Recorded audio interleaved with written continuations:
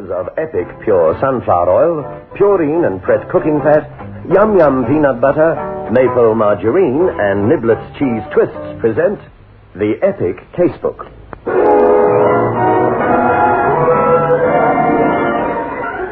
In which Inspector Carr investigates.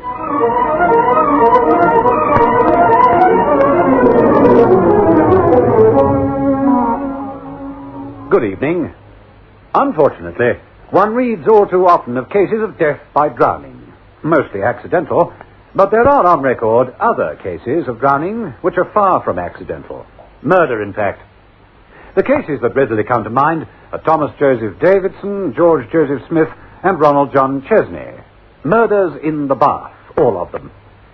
But I have details of another case in my file, a most unusual affair. It was almost the perfect murder. Almost. Otherwise I wouldn't be in a position to tell you the story tonight.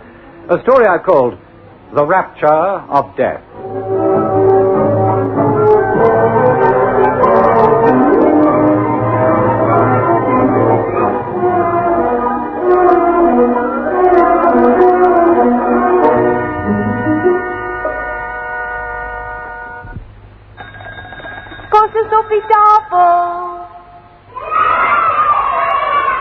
You hear the children yell when they hear the dinner bell. Yes, indeed, and here's a maple menu that will have them sitting at the table before the bell rings.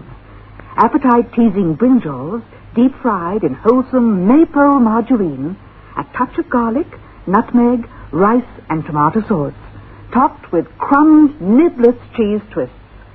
The main dish, Bengal lamb curry and rice. And to finish, marshmallow pudding, an old-fashioned dessert that I'm sure will be a hot favorite with the whole family. To round off the meal, a cup of piping hot coffee. Delicious. If you'd like a free copy of this mouth-watering maple menu, just write to Maple Home Dinners, P.O. Box 89, Johannesburg. And remember, there's more to the flavor of good food cooked with maple margarine.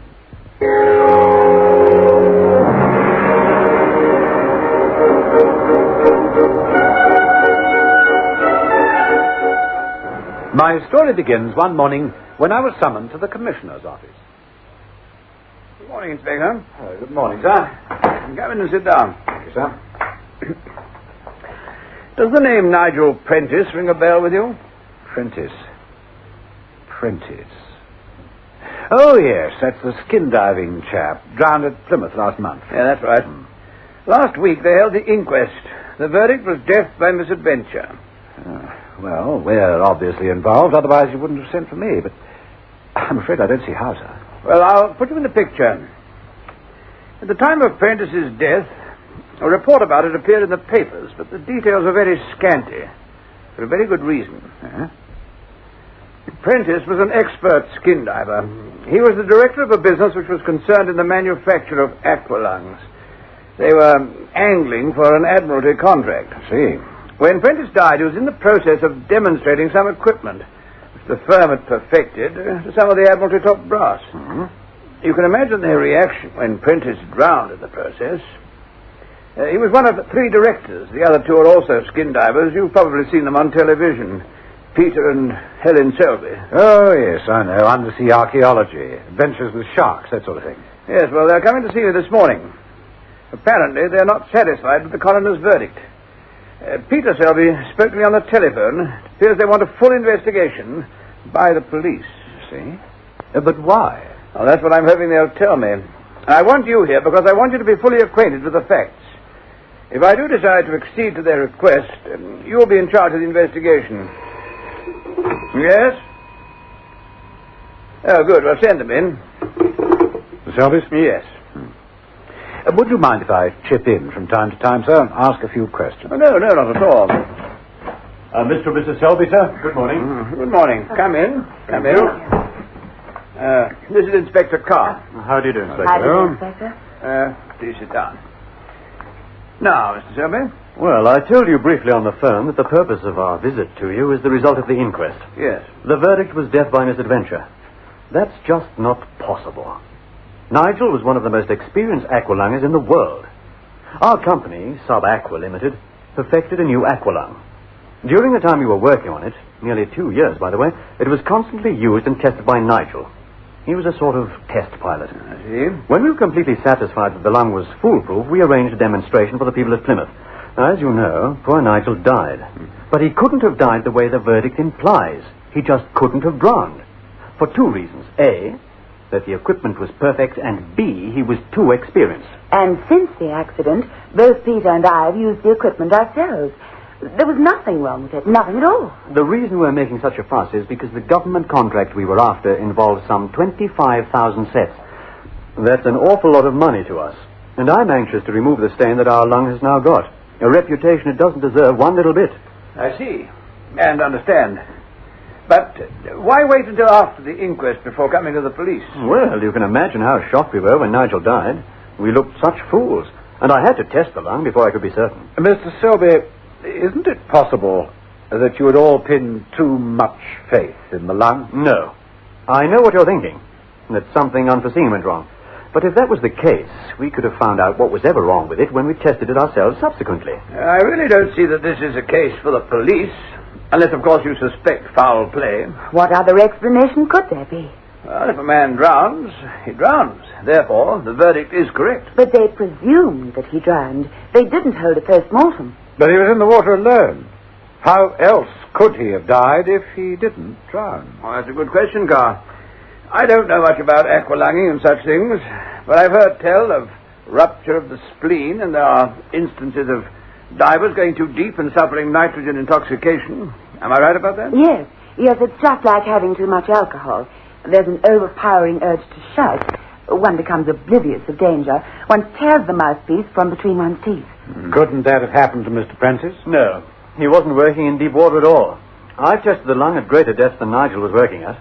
Then what else could it be? We don't know. We've racked our brains 1,000 times trying to find the answer. I've such faith in the equipment. Even after what has happened. This business could be the end of Sub-Aqua. And I know it's not the fault of the lung. Well, under what circumstances did you find Mr. Prentice's body? Well, we knew he had sufficient air for a certain length of time. The Admiralty officials set him certain tasks. I thought he was taking an awful long time to do them, and I got worried. Yes, in fact, we went out in a boat to look for him. His air supply couldn't have lasted that long, you see. And I knew he must be in trouble. He was floating on the surface, obviously dead. The officials were very sympathetic, but of course it was obvious how they felt about the equipment. We spent the night in Plymouth, but we had to be in London the next day. The 3 of us, Peter, Frank, Anderson, and myself, all drove back together. Anderson?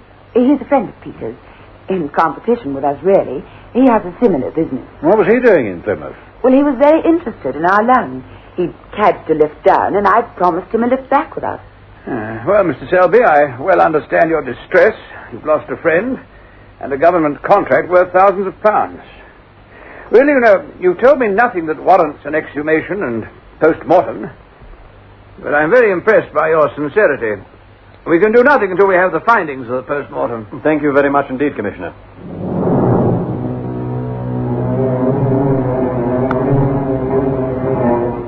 With that, the Selbys left, and the Commissioner made the necessary arrangements. The job was over and done with within 3 days. In fact, it was on the afternoon of the 3rd day that I was once more called to the Commissioner's office. Now, just listen to this, Carr. Yes? The Home Office's report, pathology that is, on Nigel Prentice. I won't read it all, just the relevant facts. Thank you, sir. We were surprised to find no evidence at all of small internal bronchial hemorrhages. When a person drowns, these occur due to a lack of air. It can only be concluded, and we are guessing, that the subject died after being subjected to a hyperconcentration of oxygen. We understand that oxygen is not used in aqualungs. For expiration, divers rely on compressed air. Well, what do you make of that? But surely they wouldn't be foolish enough to fill the lungs' tanks with oxygen? Could that have happened accidentally? Or even deliberately? So the Selbys are right. I think we'd better get them in and tell them the results. Very well, I'll arrange it for you. You know, we should have realized this before. Of course he didn't drown. If he had, they wouldn't have found him floating on the surface. Right. His lungs would have been filled with water, and the weights I presume he was carrying would have taken him to the bottom of Plymouth Harbor.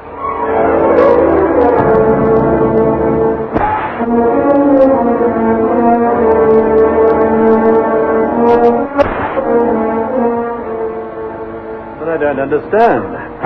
Country thing. Even a beginner knows that you don't use oxygen. You filled the tanks yourself, Peter. And you certainly didn't use oxygen. Could the tanks that you prepared for the dive have been replaced by other tanks? They could have, but I don't... Supposing somebody wanted to do away with Nigel Prentice, all they had to do was substitute a couple of tanks. Would you be able to tell the difference just by looking at them? No, they're all the same color and size. Yellow. Would Nigel Prentice have known the difference once he started breathing? No. Both compressed air and oxygen are odorless and tasteless. You say that you have just one type of tank, standard size and color. That's right. For both compressed air and oxygen. We never use oxygen in aqualung tanks. See. Tell me, do you know of anyone with a grudge against Mr. Prentice? No, I don't. Did he get on with your employees? Yes, he did. One or two resented his funny manner.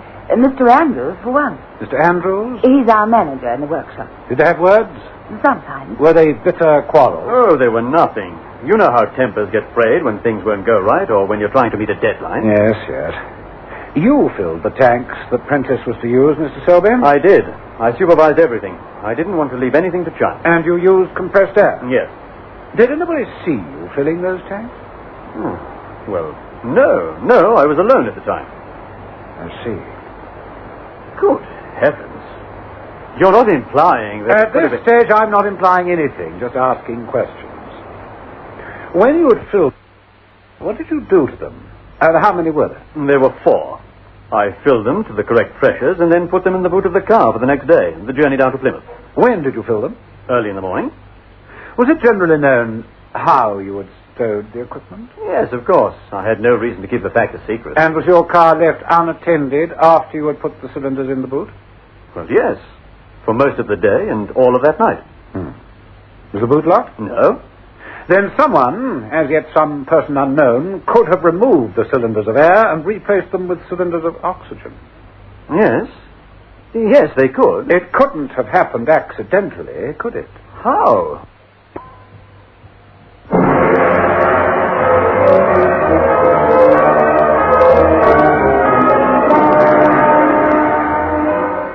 I could see that it wasn't going to be easy. Such a long time had elapsed between the death of Nigel Prentice and the start of our investigation. If it was murder, and it looked very much like it, then the murderer had had plenty of time to cover his tracks, supply himself with an alibi, and cast suspicion elsewhere. It was a tough one, all right, but I like them. They constitute a challenge. I decided to visit the factory there and then. I took a car and followed the Selbys to the factory in Camden Town.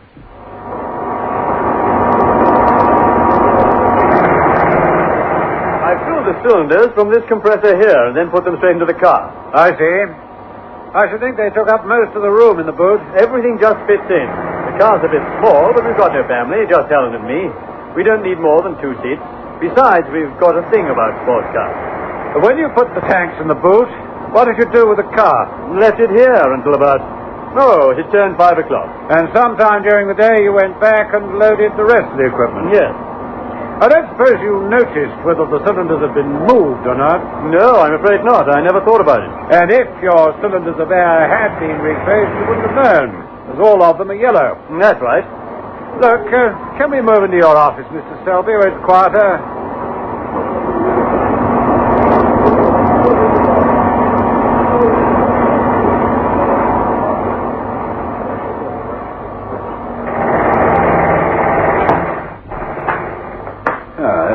Yes. Now, were you at the factory all day? Yes, I was.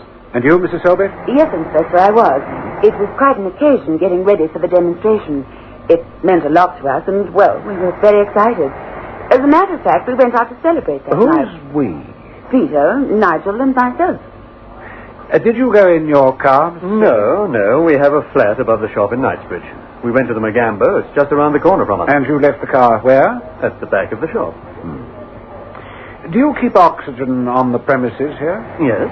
What's it used for? Well, different processes of manufacture. Is there any at the shop in Knightsbridge? No. Yes, there is, darling. It's been there ever since we opened. Oh, yes, of course, that's right. I've been meaning to have them pick it up. It's only in the way. Is it a full cylinder? Well, it was, yes. You see, it's been here a long time, and some of these industrial cylinders leak. And we've had no occasion to test the pressure. And your car was parked at the back of the shop all night? Yes. Where did Mr. Prentice live? Well, he had a flat in South Kensington. We picked him up in the morning and drove down together. So whoever wanted to tamper with the cylinders had plenty of opportunity to do so. I suppose so, yes. I'm just beginning to realize that you're conducting an investigation of murder. That's right, Mrs. Selby. Horrible thought. Which means that Nigel Prentice's killer is somewhere around, on the loose for the moment. Tell me, have any of your employees left since Mr. Prentice's death? No, we've still got the same stuff. Well, I think it's safe to say that whoever tampered with those cylinders had a very good knowledge of skin diving or aqualunging. That narrows the field down a bit, doesn't it? Yes, I suppose it does. It'd help if I could find a motive. Is your business a profitable one? Yes, indeed. It's coming into its own in a big way. The sport is getting more and more popular all the time. And, of course, that means a growing demand for equipment. I see. So the company pays handsomely to the shareholders. Well, with Nigel gone, that just leaves Helen and myself. Does it indeed? So you are better off than ever. Unless, of course, his shares have gone to some relative. Nigel had no relatives. Lady friend, perhaps? As far as we know, Nigel was unattached. Isn't that so, Helen? Yes, he was far too wrapped up in his work. Then what's the position? Oh, I don't know. It's a little awkward. If Helen and I bought the shares, the proceeds of the sale would go into his estate. But he didn't leave a will. I don't know the law in that regard, but it's going to make a nice legal tangle. Yes, so summing it up, or putting it bluntly, it looks as though you and your wife benefit a great deal from his death. Yes, I suppose you could look at it like that. I wonder if I could use this office here to speak to Mr. Andrews, your manager. By all means. Sergeant Jackson. Yes, up. Find Mr. Andrews, the workshop manager. Bring him here. Right up.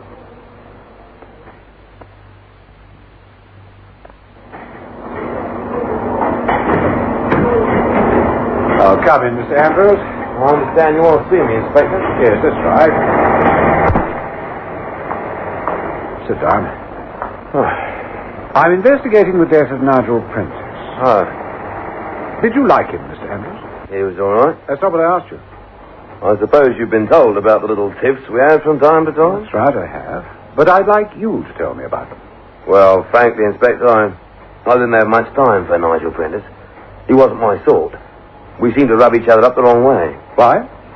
I suppose you've heard about the fact that I've been with Mr. and Mrs. Selby since the early days. As a matter of fact, he and I were in the Navy together. That's how we started in this business. Go on. And I suppose you heard how disappointed I was when the company was floated and a third of the shares was given to a complete stranger. Nigel Prentice. Who else? But you know all this. You policemen are very clever. Thank you, Mr. Andrews, but I hate to disillusion you. I knew nothing of what you've just told me. Oh. But you were clever enough to let me go on. Of course. So you felt aggrieved that Mr. Prentice had taken your place in the business, Well, I felt justified. I've worked harder for this business than he had. What was your reaction when you heard he was dead? Oh, I was shocked. It was so sudden and unexpected. Was it, Mr. Andrews? Yes. We tested the gear for hour after hour. It was the last thing we could have expected, that he would drown. Oh, he drowned, did he? That's right. Death by misadventure. You seem very well acquainted with the circumstances surrounding Mr. Prentice's death. You seem to have taken an extraordinary interest. Not really, Inspector. I was extremely interested in the development of the new lung. I was appalled when it didn't work. Did you hate Mr. Prentice? Well, Mr. Andrews? There was no love lost between us. Because you felt he had what should have been yours. I've never been able to hide my true feelings, so let's start now. I was very hurt when Mr. Selby and his wife took in Mr. Prentice. I resented it a great deal. And did that resentment grow big enough for you to seek revenge? Revenge? What are you talking about? Did you know that oxygen, pure oxygen, can kill a man if it's in his aqualung equipment? Yes. Any fool knows that. I didn't know, but it is generally known in this line of business, isn't it? What are you getting at? Mr. Prentice did not drown. He was subjected to a hyperconcentration of oxygen. But how? Someone, Mr. Andrews, tampered with the cylinders used in that fatal demonstration. Well, I know nothing about that. Are you sure? Are you sure that you weren't seeking a double revenge? Revenge which you could have had by killing Nigel Prentice and crippling Peter Selby's business by making him look a fool before the Admiralty officials? You can't talk to me like Sorry that. if I've hurt your delicate feelings, but I'm investigating a fiendish murder, not a game of ring of roses. Well, it wasn't me, and you can't prove it was. You're quite right. I can't. Well, can I go now? For the time being, yes. Thank you. Oh, there's just one other thing. Yes? How did Mr. Prentice get on with the Selbys? Frankly, that's none of my business. The Selbys have been good to me. You can still say that, in spite of your being disappointed at not being taken into the business? Yes. All right. What do you know about a man called Frank Anderson? He's our chief competitor. Opened up in opposition. Was there competition between Sub Aqua and Mr. Anderson's business? Well, of course. Fierce competition? No, it was on a friendly basis. There's enough work to go around. But there aren't many Admiralty contracts floating around for 25,000 aqua lungs, are there? You remember the day before the demonstration? Yes? Was Mr. Anderson there when they were getting the equipment ready? Well, yes, he was. Doing what?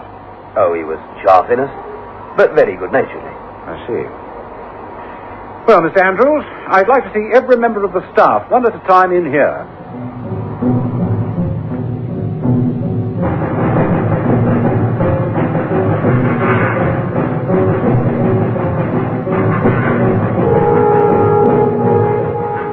Andrews arranged for me to interview the staff. It took me the best part of the day, questions and answers, seeking that vital clue. Oh, I don't know what you're talking about.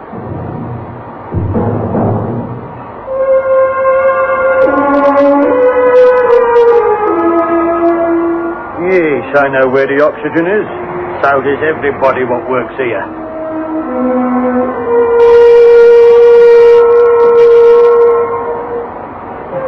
Mustn't pop in at all. Nobody misses him, that's for sure.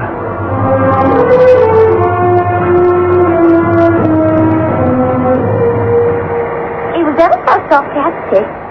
Had a tongue like a whiplash.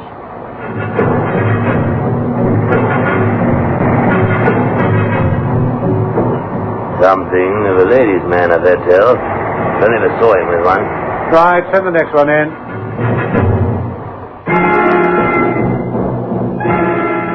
And so it went on, question after question. I was getting nowhere, except two facts emerged.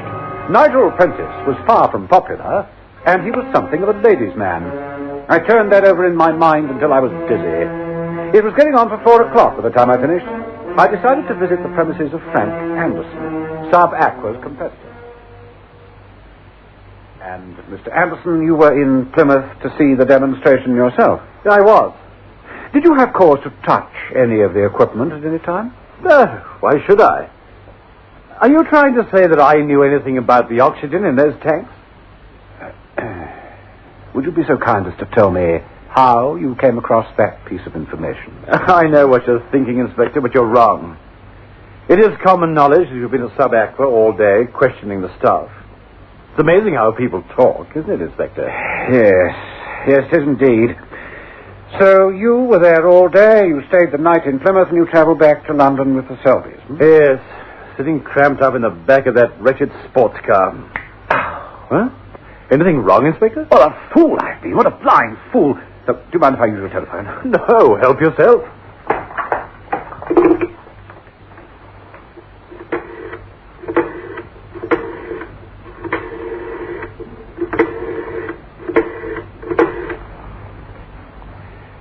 New Scotland Yard, Carr speaking. I want to take out a warrant for the arrest of Helen Selby for the murder of Nigel Prentice. I was right. She did it. And for a very good reason. She had been indiscreet with Prentice, and he had threatened to tell her husband. She couldn't have risked that because it would have threatened her security. All this came out in the confession she made after her arrest. Yes, she destroyed Prentice cunningly, fiendishly. Did you spot the clue that told me she had done it? I'll be back after the commercial to tell you.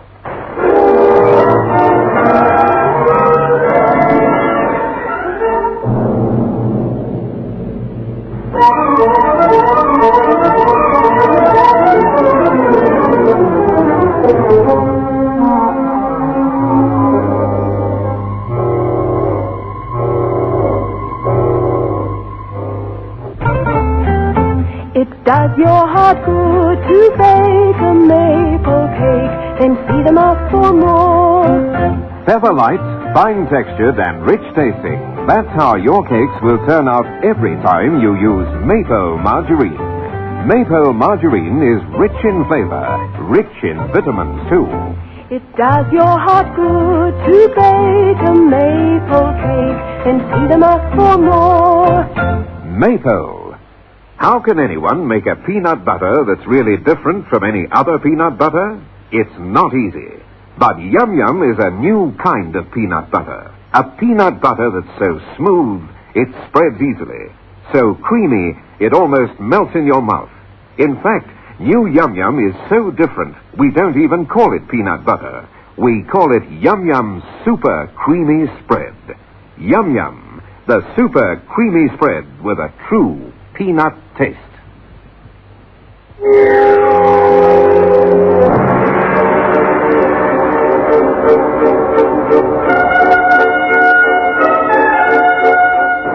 Well, listeners, did you spot the clue that pointed to Mrs. Selby?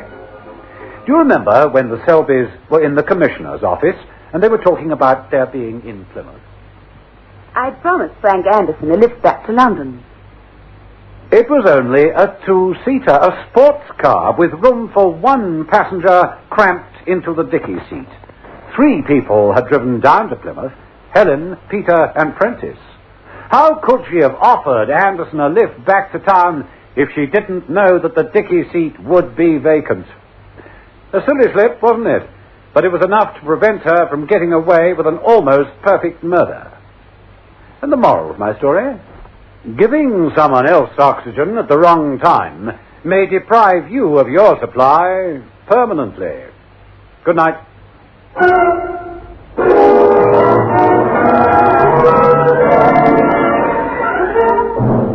The Epic Casebook was produced by Michael Silver for the makers of Epic Pure Sunflower Oil, Maple Margarine, Yum Yum Peanut Butter, and Niblets Cheese Twists, with Hugh Rouse as Inspector Carr. Listen again next Thursday night at 9:30 to another exciting story from our Epic Casebook.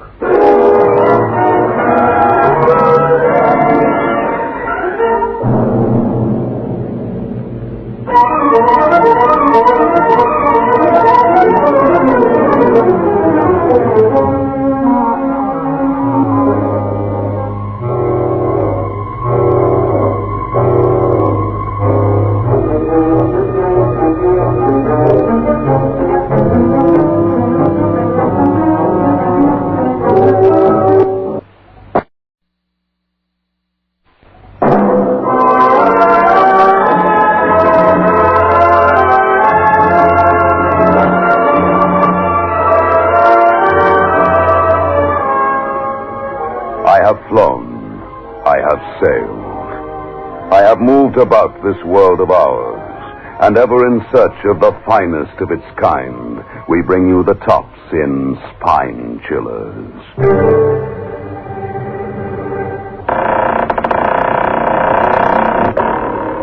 The creaking door. Große Sophie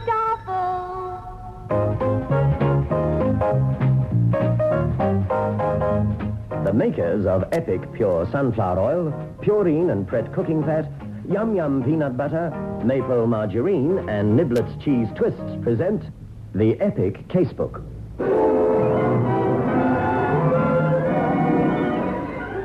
In which Inspector Carr investigates.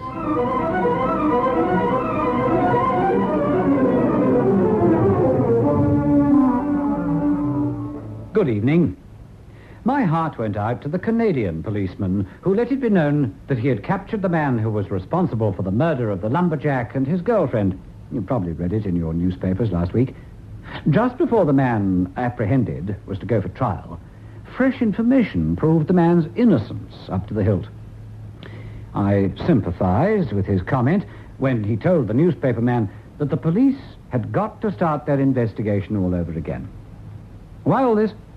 Well, Any police officer will tell you that the really annoying factor in an investigation is the red herring that's drawn across the detective's path. Not deliberately by man, but by some quirk of fate or chance. Tonight, I'd like to refer to the red herrings drawn across the policeman's path not by man, but by chance.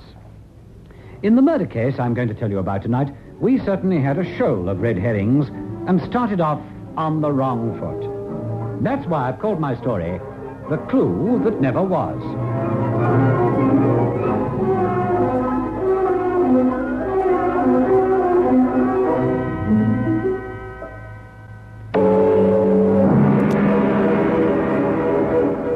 It all started when two members of the Margate Mobile Police Patrol were cruising along the seafront one early June morning. It's about 3 minutes to 6.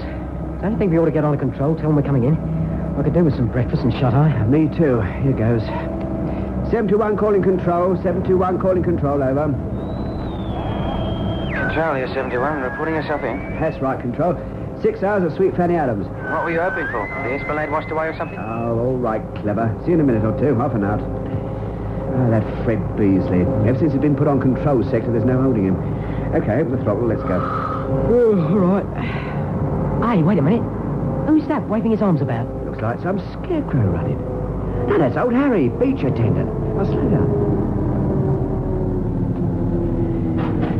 What is it? Thank goodness you come along. Ain't a blooming soul in sight. Hey, what's up? Down there on the beach. Underneath a sack of chairs. Oh, she looks horrible. She's dead, I tell you. Harry, pull yourself together. Who's dead? What are you trying to say? Can't you understand plain English, man? That's what I'm trying to tell you. There's a girl lying there on the sand. She's a pretty looking thing, too. Must have been. Must have been? Well, I'll tell you. She's dead as mutton. Somebody must have killed her. Hop in. How far down is it? It's about a quarter of a mile. I'll tell you when to stop.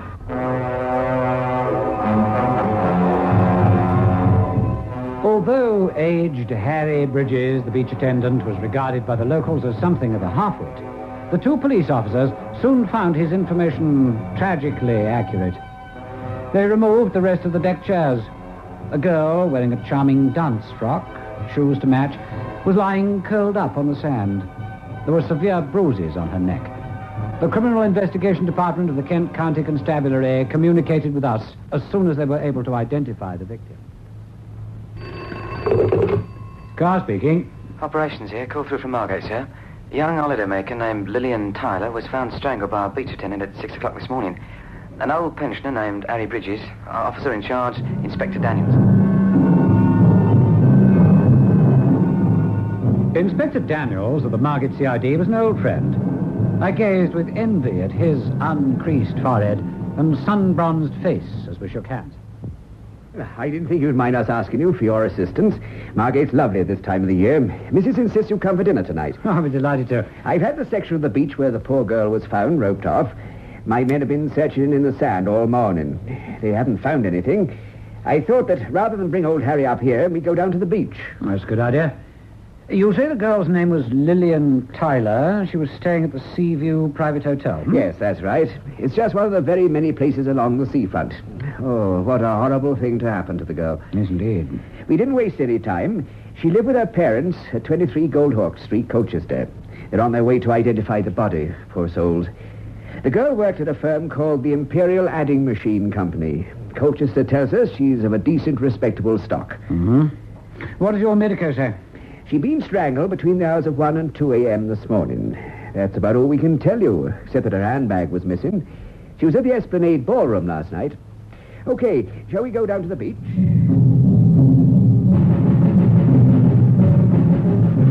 A British seaside holiday resort in the early summer. Squawking, swooping seagulls, the happy shrieks of excited children, the sounds of the merry-go-round from the distant funfair. Sometimes I wished I were a novelist, able to paint word pictures of the sharp contrast experienced by policemen whilst investigating a murder. All around me were fellow human beings exulting in the joy of being alive, whilst not very far away there was a middle-aged couple named Tyler shedding tears at their daughter's death. Harry Bridges was the local character, all right. He knew it, and he lived up to it. the crows. How many more times? All right, Harry, look, I've read your statement, but you can't trust these youngsters to be accurate, now can you? Now you're talking. Darn right, Tipton, you can't. Now, you're a nice, upstanding fella. You've been in the army. Yes? You wouldn't believe it, you look at me now, but I was King's Corporal in the London Rifle Brigade now. All right, Harry, now let's say that for the newspapers. Now then, this is the spot where you found the body, right? Yeah, Tipton, you're right, that's so, yes. All right, Harry. Now give it to me from the beginning, will you? Well, I've got to get the chairs up by 7, see, you know. They wouldn't think it. I'm 69 come next Michaelmas. Right. Don't want to go rushing around at that age, do you now? So I give myself plenty of time. Always comes out here about 6 o'clock. Before I left last night, I stacks all the chairs up. That's what the army does for you, mister. Neatness and tidiness, that's me motto. Well, now, this morning I starts to take the deck chairs down, and I sees what I think is a shoe. Go on. I see there's a foot in it. I says, crikey, there's a dead body here. She was cold, mister. She was cold and dead. I've seen a few dead bodies in my time. Thanks to myself, Eddie. This girl's been done in. Better get the cops. So I starts running towards the police station. Along the seafront comes a police car. And then it wasn't my responsibility no more, you see. You say she was cold. Does that mean you touched the body? Well, I only touched her ankle, like. You didn't attempt to move? Oh, no, sir. You sure, Harry? You're like all the rest of them, you are. You think I'm not quite all there, is that? No. On the contrary, I think you're very much all there, Harry. You didn't see anything. A handbag, for instance. No. Here. Not accusing me of pinching a poor dead girl's handbag, are you? Oh, all right, Harry. Keep your few remaining hairs on. Right, Daniels, I don't think there's anything I can do here. I'll go and have a word with the owners of the place where she stayed. When the police came and told me, I couldn't believe it. Lillian had been staying here for 3 years running. A nicer girl you couldn't wish to meet ever. What did she do last night? She went out dancing, didn't she? Yes, with an awfully nice boy. Brian Keating, you know, of Keating's Pork Pies. Father owns all that new estate up on the bluff. You say that when she left here, she had a handbag? Yes, I saw them both go. Do you know whether she had much money in it? A funny thing you should mention that. She said to me yesterday, I wonder if your bank will cash a cheque. And I said, of course, if I signed the back of it. And she said there was a dress she was going to buy. She cashed a cheque for £25. Did she come down here alone? Yes. You see, she had to take her holidays in June because the whole works closes down. Oh, she had lots of friends here. Oh, I do feel sorry for her parents.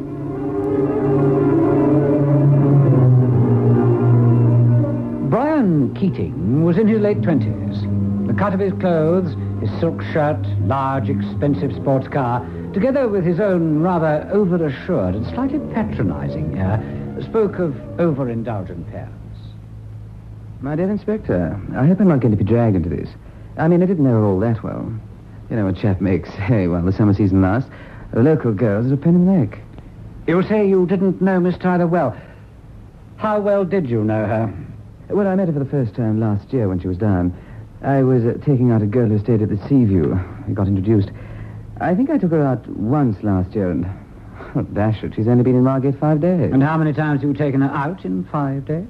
Twice. She came down on Monday. I saw her as I was driving along the seafront to see what talent there was. You know the sort of thing, Inspector. Why should I? I beg your pardon? Well, carry on with the statement. You were cruising along the seafront, you saw Miss Tyler, and you dated her for that night. Yes, that's right. And the next time you saw her? Well, last night. I phoned her and asked if she'd come to the Esplanade Ballroom, and she did. What time did the dance end, or didn't you wait for the end? Oh, yes, the last waltz is very necessary to a chap if he hopes to create the right atmosphere. Well, what time did the dance end? At 1 a.m. I see. And then what happened? The two of you left. What did you do? Oh, that's just it. Nothing. What do you mean? Well, there's a cunning little spot. It's known as the Three Nuns. The cliffside's been worn away, and when you're out in a boat, it looks for all the world like 3 nuns staring at you.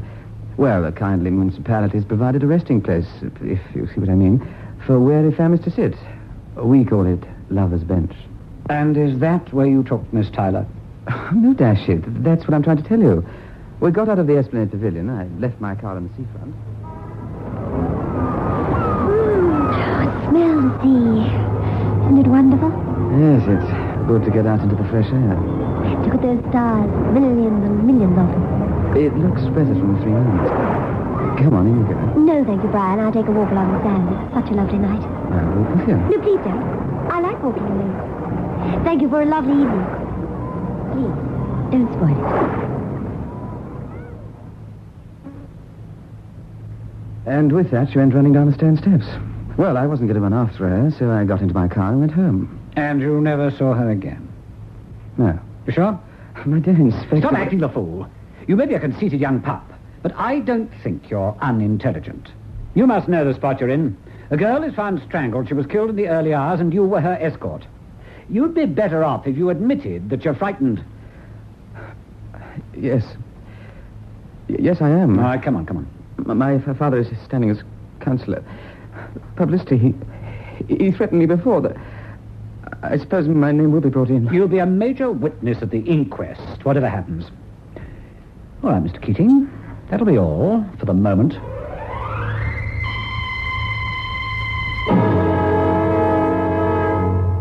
We've got him, Inspector. Who have you got, Sergeant? Young Keating. Remember that statement he signed saying that Miss Tyler refused to go in the car? Yes. Oh, just a minute, sir. Now, will you come through, Mr. Jones? Indeed, I will.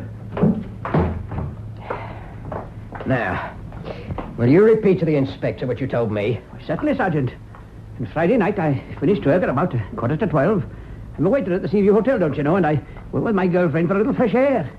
We were on Pilgrim's Beach. We were by the seawall in the shadow, doing nothing wrong, mind you. Yes. Well, go on. And I said to David, listen, Bach, that stupid Mrs. Bellingham says once more that her soup is cold. I'll let her have it right in the face, indeed, to goodness I will. Shh. Now, look, there's this. Can't we take a rest? Let's stop for Oh, I told you no. We're taking a walk, and if you don't want to walk, go back to your car. But it's so much nicer at the Three Nuns. Brian Keating. Who or what do you think I am? They walked by. Are you sure, Mr. Jones? Are you sure it was Miss Tyler and Mr. Keating? Of course I'm sure. It was right under the lamp. It was on the esplanade. The sergeant here came to the Seaview to ask me about the young lady. I told him I saw them both last night. What time was this? Well, no, Inspector. My girlfriend and I were having a cigarette and chat-like. I couldn't quite tell you the time, but it was well after 1 o'clock. How do you know that? Stand to reason, Inspector. We were listening to the band. The music was coming from the Esplanade Ballroom. Always stops at 1 o'clock. It was after then. Thank you, Mr. Jones. Thank you very much indeed. You'll be prepared to sign a sworn statement? Oh, yes. Right. You'll be a major witness when Brian Keating is put on trial for the murder of Lillian Tyler.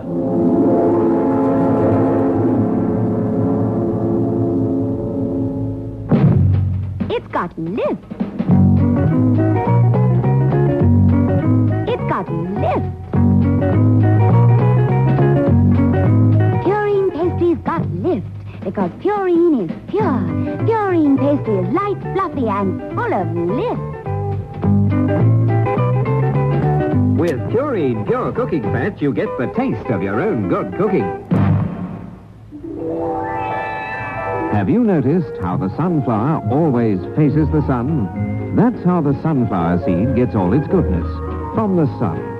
Epic Pure Sunflower Seed Oil is made from nothing but the finest sunflower seeds to give you all the golden goodness of sunshine.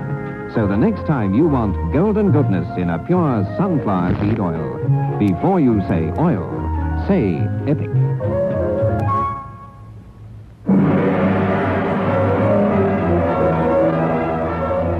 Mr. Jones's testimony was corroborated by his companion, Miss Ada Baxford, and that clinched it.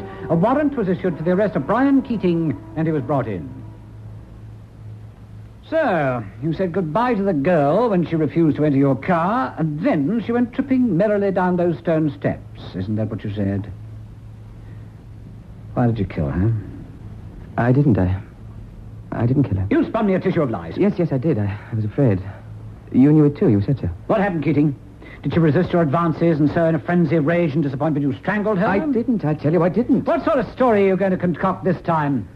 This time, I'll tell you the truth. I tried to get her to come for a drive, and she wouldn't. She said she wanted to walk. We both went down those steps, and I... Well, go on. Well, you're not going to believe this.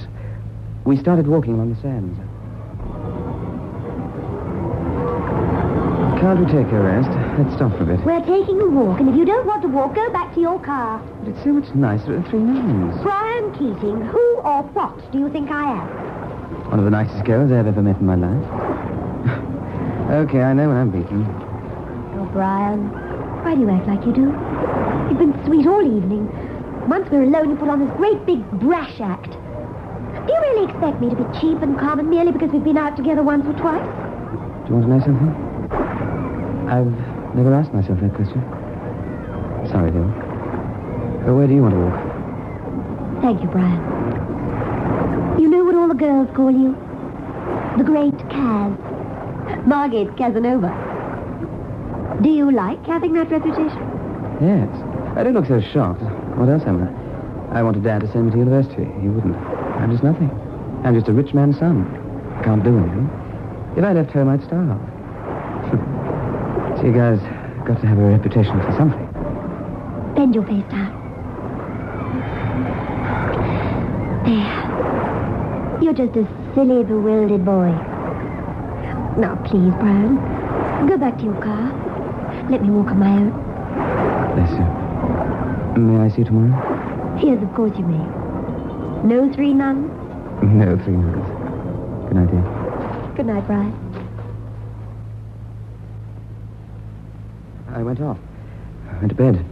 And I was awakened the following morning by a policeman telling me that Lillian had been found dead on sands. Can you imagine how I felt? That's why I lied. All right, take him away. Once we handed over our prisoner awaiting trial, my job was virtually done. All that remained was for me to draw up the dossier for the public prosecutor and have myself ready to appear as witness for the crown. But I couldn't leave tonight. Daniels was jubilant. Oh, congratulations. Inspector Carr has done it again. Quick work. Well, that bag would be a piece of vital evidence. What happened to it, I wonder? The oldest gag in the world. He took it in the hope you'd see robbery as a motive. Get your boys to search his place, will you? Yes, I will. You going back today? No, I'm not. Do you know, boy, I've been a little slow on the uptake. What do you mean? There was a piece of evidence that should have hit me in the eye, and it didn't. Do you know the trouble with the hair, Margate, is this? It soothes you into a state of cerebral somnolence. What on earth do you mean? And I've been asleep, that's all. Asleep. A few minutes later, I was in the office of Mr. Edwin Moore. Mr. Moore, I understand that you cashed a cheque for £25. It was drawn by a visitor, but endorsed by the owners of the Seaview Private Hotel. Yes, that's right. We don't really take chances with holiday visitors, but if the owners of the hotel act as guarantors, there's very little risk. Why? Oh, I see. It's this poor girl who was murdered. Yes, it is indeed. Who knows? It may lead us to the murderer. But I'd read that young Keating Please, was... Mr. Moore. How was she paid out? In ones or £5 notes? Oh, I don't see what... Oh, how foolish of me. Of course I do. If she was paid out in fivers, we'd have a record, eh? Just a moment, please. I'll find out for you. Chance, circumstance, fate, call it what you will. The sequence of events that put Brian Keating behind iron bars awaiting trial took a different turn. Here we are, Inspector. £5 notes, and here are the numbers. Thank you very much indeed, Mr. Moore.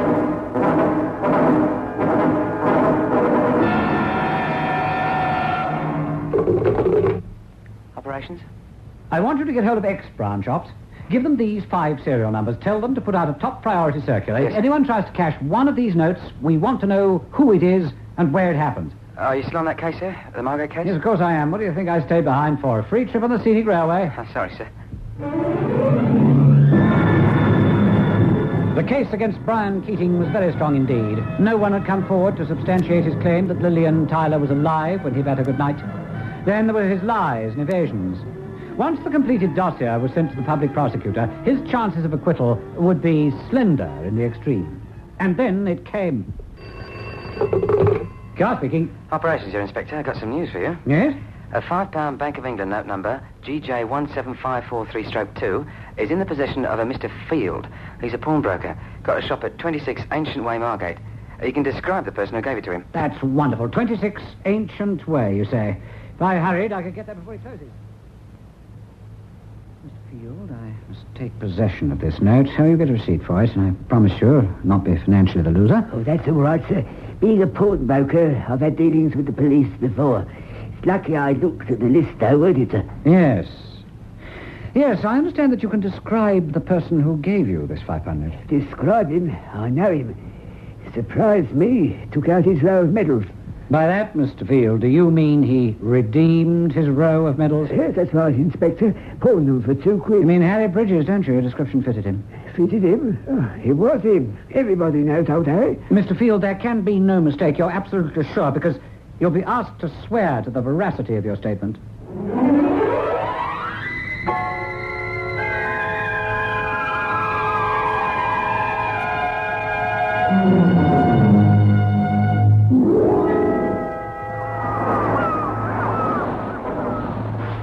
Chair, sir. Oh, hello, Inspector. Oh, hello, Harry. You're busy. Yeah, always busy this time of the year, sir. What time do you finish at night, Harry? Oh, you know, I'll ask that one again. You know, I want to go from 6 o'clock in the morning. You know, some nights I don't leave until 8 o'clock. What do you do around about 1 o'clock? I mean, 1 o'clock in the morning, when the crowds have gone, it's quiet, dark. Do you like to come down on the sands at that time of night, Harry? Yes. Now. Hey, what you getting at? What did you do it for, Harry? She was a nice little girl, somebody's daughter, like your daughter. Why'd you do it? You're mad. Didn't you know me?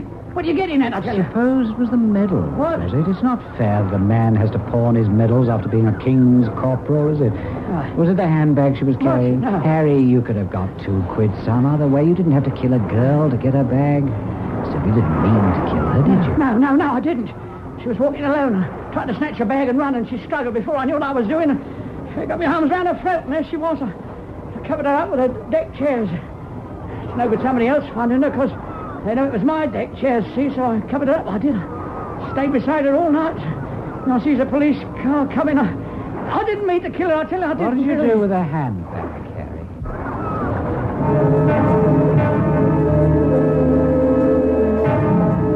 As soon as I asked that question, he fell on his knees and began to scoop with his hands frantically, like a frenzied dog searching for a buried bone. And soon, he dug a pit almost 3 feet in depth. A sudden flash of white, and there was the handbag, and the case of the murdered girl was completed. Huh. I wouldn't have given 2 cents for that boy's chances. What made you suspect old Harry? Well, I didn't in the beginning, but after Keating dropped his pose of the conceited, arrogant, rich young man, I soon became aware that he had more qualities than were apparent on the surface. That above all, he wasn't made of the stuff that produces murderers or maniacs. Frankly, I wanted to find the guilty party elsewhere. It was going over the evidence when something hit me. Something old Harry said. What was that? Well, listener, Inspector Daniels was in the dark. Were you, or did you notice something vital in old Harry's testimony which pointed to the possibility of him being the culprit? In case you're not sure, just ponder over it for a little, listen to some good advice, and I'll be back in a moment to tell you. It does your heart good to bake a maple cake, then see them ask for more. Feather light, fine textured and rich tasting. That's how your cakes will turn out every time you use maple margarine. Maple margarine is rich in flavor, rich in vitamins too. It does your heart good to bake a maple cake, then see them ask for more. Maple. How can anyone make a peanut butter that's really different from any other peanut butter? It's not easy. But Yum Yum is a new kind of peanut butter. A peanut butter that's so smooth, it spreads easily. So creamy, it almost melts in your mouth. In fact, new Yum Yum is so different, we don't even call it peanut butter. We call it Yum Yum Super Creamy Spread. Yum Yum, the super creamy spread with a true peanut taste.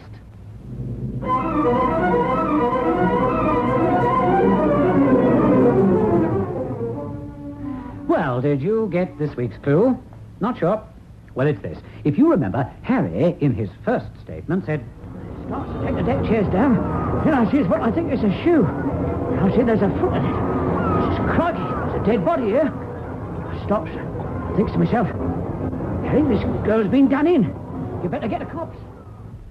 Got it now? Giving such a cursory glance, why would Harry think this girl's being done in? Oh, the moral of the story. If you're an old dog keen on burying, rather use old bones than handbags. You may finish up 6 feet deep yourself. Good night.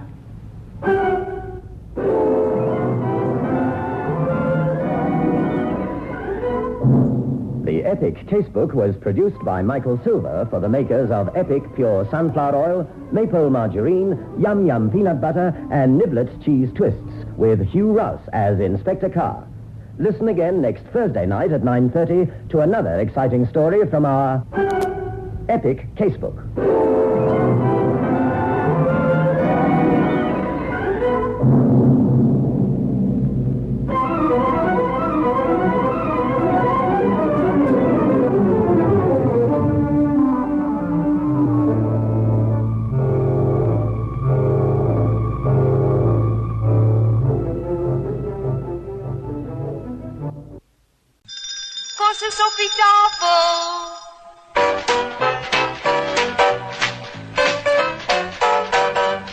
The makers of Epic Pure Sunflower Oil, Purine and Pret Cooking Fat, Yum Yum Peanut Butter, Maple Margarine, and Niblets Cheese Twists present the Epic Casebook.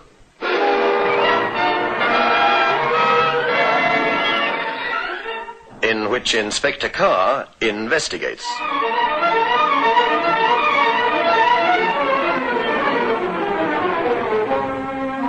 Newspapers and newspapermen have always had a fascination for me, as no doubt you've long since gathered.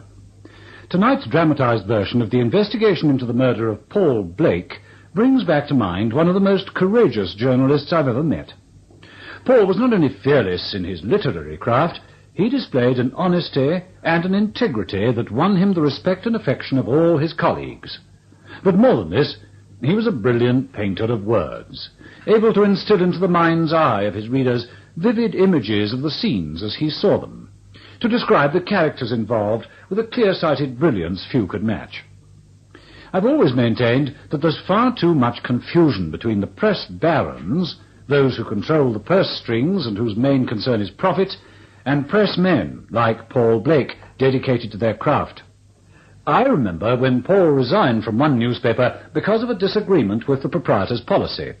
Said Paul, "The paper will surely sicken and die. It suffers from incipient thrombosis, inhibited circulation caused by a lot of clots."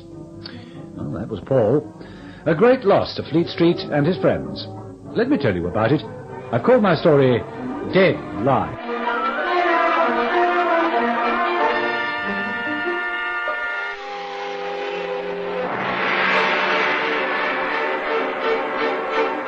Exactly overjoyed watching the Kent County Constabulary try to solve Paul's death and waiting 8 days before they sought the assistance of Scotland Yard.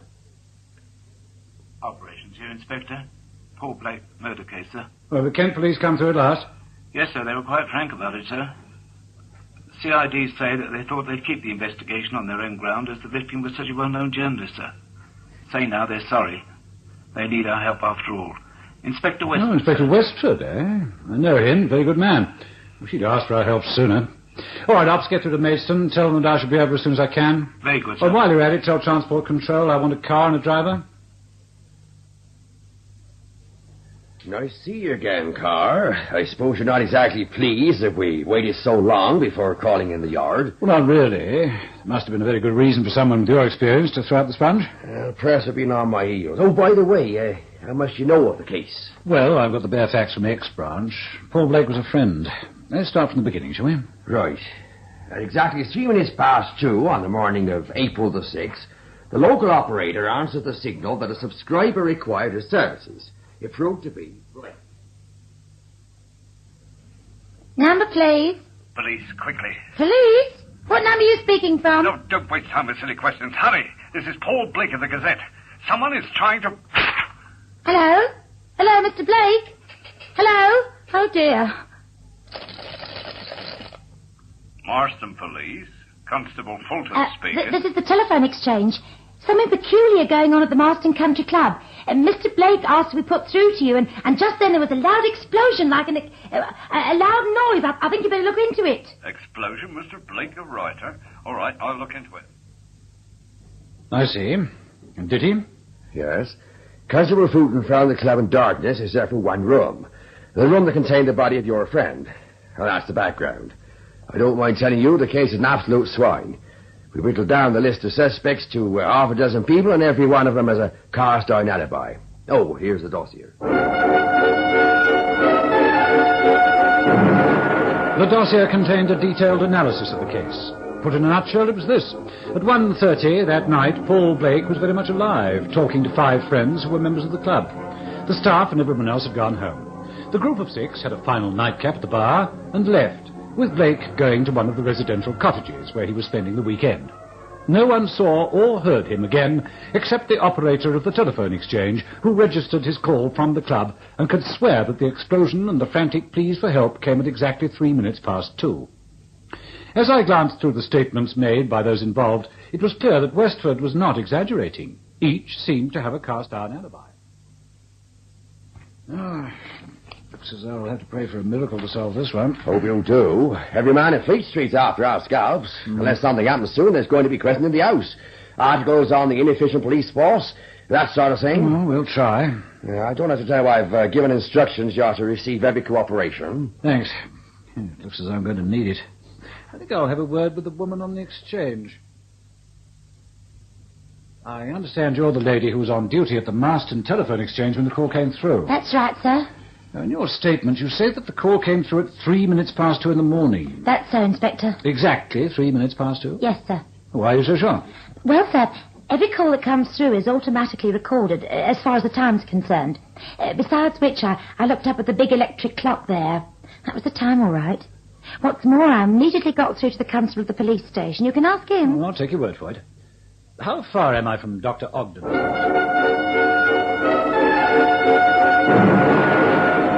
Dr. Wilfred Ogden was the first name on Inspector Westford's list of suspects. He looked every inch the fashionable, prosperous country doctor. Yet despite an attempted air of self-assurance, it was apparent that the medical gentleman was distinctly uneasy.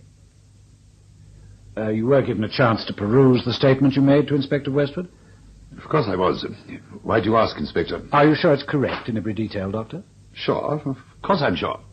Well, I'm sorry to ask you the sort of questions you've already answered, but that's the way I work. Now, Doctor, I understand that Paul Blake was a friend of yours. Yes. Yes, my wife and I met him through the club. Paul came down for weekends. I see. I believe you and your wife were 2 of the last to see Paul alive. Yes, that's right, Chief Inspector. My wife's American. As you know, Paul has visited the States many times. They were reminiscing. It was difficult to tear her away. Well, your wife knew Paul in the States, did she? Yes, knew each other quite well. In fact, when I discovered that, I was rather jealous. No, just a minute, Inspector. You don't Please, think... Doctor, don't jump to conclusions. Don't you see? There were 5 of you who were around the bar when all others had gone. They must be on the list of suspects, however vague. I suppose so. Well, you're going to find out sooner or later. Perhaps Westford knows it already. I wasn't strictly truthful when I said that Blake was a friend of mine. In fact, I rather disliked him. I met my wife whilst I was attending a medical congress in the States. It's a little dull for her here, so I've tolerated Blake. She liked him. I've had 1 or 2 rather violent scenes. His articles concerning my property companies. Yes, we know about that. Now, Doctor, Paul was shot with his own gun, a Wesson .38. You were able to identify the weapon, weren't you? Yes, we all knew he kept a pistol when he stayed in one of the guest cottages. So it would not have been difficult for someone to creep in and steal it? I suppose not. But I didn't, and neither did Elizabeth. You were called to the scene at approximately 12 minutes past 2. Yes. We had just retired for the night when Constable Fulton knocked on the door. He said that Paul Blake was dead, that he'd been shot. I slipped a dressing gown on over my pyjamas and rushed next door to the club. Now, your house is next door to the country club, hmm? Yes. That's why the constable thought it would be quicker to come and fetch me than telephone. I see. Will you describe what happened when you got there? I've already given... Yes, I know you've already given a statement, but please, bear with me. Well, I rushed next door. The place was in darkness except for a light in Paul's bunker. It wasn't a pleasant sight. He was sprawled on the floor. There was a terrible wound in the back of his head. A pistol was lying some 2 or 3 feet away. The telephone was off its socket and dangling down. In such cases, it's impossible to determine the exact time of death. He could have been killed at any time within the hour. Well, fortunately, the telephone operator heard the shot. Yes, of course. It must have been pretty terrifying. There were distinct powder marks from the shot around the mouthpiece. You realize that whoever killed him didn't do so for motives of robbery. Nothing was taken. When I saw all those pound notes and the watch on his dressing table, it sent a chill through me. I knew that our pleasant life at Marston was going to be disrupted with some ghastly scandal. You realize that going through my mind at this moment is the possibility that your wife killed him for some reason or other, and you could be swearing an alibi for her. Oh, what nonsense, Inspector. My wife liked him, I tell you. Still, I'm thankful that we've got a cast-iron alibi. That's what Westford called it, but I wonder if it's true. Doctor, I'm beginning to see light. Tell me what happened when the 6 of you had a final nightcap just before your departure. Well, we... Just a moment. Who's the we? There was Paul, of course, Terence and Margaret Armitage, Jack Fielding, and us. Let me see. Terence Armitage, club member, and the manager of the club, Jack Fielding. Huh? Go on. Well, we'd got into the habit of staying behind on Saturday nights and chin-wagging when everybody had gone home. It got a bit late, and I'd one or two patients to see the following day. I see the glasses are getting rather low. Come on, Jack, you make a power club manager.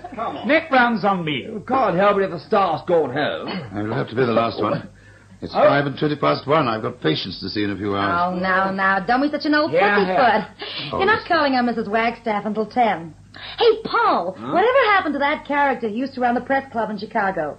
What a ball of fire he was. Oh, yeah. Took to drink and pensioned off.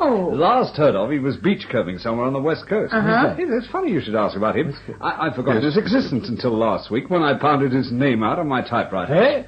Oh, I saw a great deal of him when I was running our agency's bureau in Chicago. I was writing a paragraph on the riot. Paul's writing a book, didn't you know? His life story, and brother, has he got a story to tell. Are you an authority on Paul Blake's life history? Well, maybe not an authority in his life history, but I reckon I made his life a little colorful for a few months. Wouldn't you say, Paul? Don't you think it's time you all went bye-bye? You mentioned my wife in your book, Blake, and you'll regret it. Oh, dear. I think you're right. The party's getting rough. Come on, outraged husband. I'm afraid my wife was right. I did act like an outraged husband. I'd had rather a lot to drink. I know that my wife has never been unfaithful to me. I've been jealous of the way she always looked up to Paul Blake and admired him. Always setting him up as a paragon of virtue. I know he was a fine writer and all that. More than a fine writer, Doctor, a fine human being. I can't pretend to have known him as well as I would like to have done. I know. I don't think I'm not sorry he's dead. I am. I know I get neurotic at times when my wife keeps mentioning the name Blake, but I'm sorry he's dead, really I am. I told you the rather drunken exchange of words because... Because you know that it'll come out anyway. But if your alibi is as watertight as all that, you have no need to worry.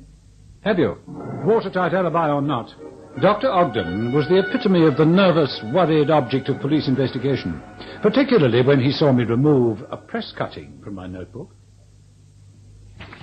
I see that Paul Blake wrote a piece in the Weekly Chronicle concerning your property developments in this part of the world. Let me read it to you. In his country diary, he writes, "It should be a matter of concern that the few relatively unscathed parts of our countryside are being eroded, not only by cold-eyed, thin-lipped property developers working by remote control from some plush office in the city, but by professional people whom one would have thought were impervious to the get-rich-quick-at-all-costs bug. Or should I use the word microbe, since the sentiments stem from a leading medical practitioner residing at Marston, a delightful little village nestling at the foot of the Cotswolds, where I spend many a weekend. This leading doctor first came into commercial prominence by acquiring land to build a clinic. So far, so good. But now he is seeking from the county council purchasing rights for the erection of flats and offices that will turn Marston into yet another ugly... Well, there's no need to go on, is there, Doctor? I understand that because of this article, certain of your friends on the county council took fright. They resigned from your development company and their planning committee threw out your application. It must have been a terrible financial blow for you, Doctor. I didn't kill him. And what is more, Inspector Westford tells me... That you were seen to enter your house about 5 minutes before the telephone operator heard the shot being fired. You forget one thing, Chief Inspector. My wife was seen too. Fair enough, Doctor. Besides, if I'd have killed Paul, would I have pointed to the powder marks around the mouthpiece of the telephone? Could be a subtle way to underline your innocence, except for one thing. What do you mean by that? You reported, after examining the body, there were no powder marks around the bullet wound. Well, there weren't. Look, Chief Inspector. All right. I won't detain you further. And as your friend the inspector says, you do seem to have a watertight alibi.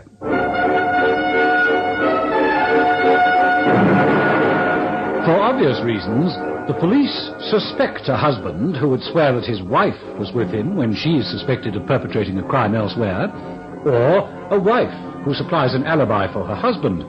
But in this case, there was a third person to swear that he saw Dr. and Mrs. Ogden enter their home at a time which made it impossible for them to have been the culprits. Was it the perfect alibi, screening a diabolically, cleverly planned act of murder? My next call was on the club manager, Mr. Jack Fielding, an almost stage caricature of the ex-guards officer reduced to having to run a country club. Shocking, old boy. Absolutely shocking. Paul used to come down every weekend he could spare. That cottage he lived in was kept specially for him. Well, how many weekend cottages are there in the club grounds? 4, but no one uses them at this time of year. In fact, it's only our local members who use the club at all in the winter. Poor Blake came down because he said he liked the peace and quiet. Mind you, I don't think that was the only reason.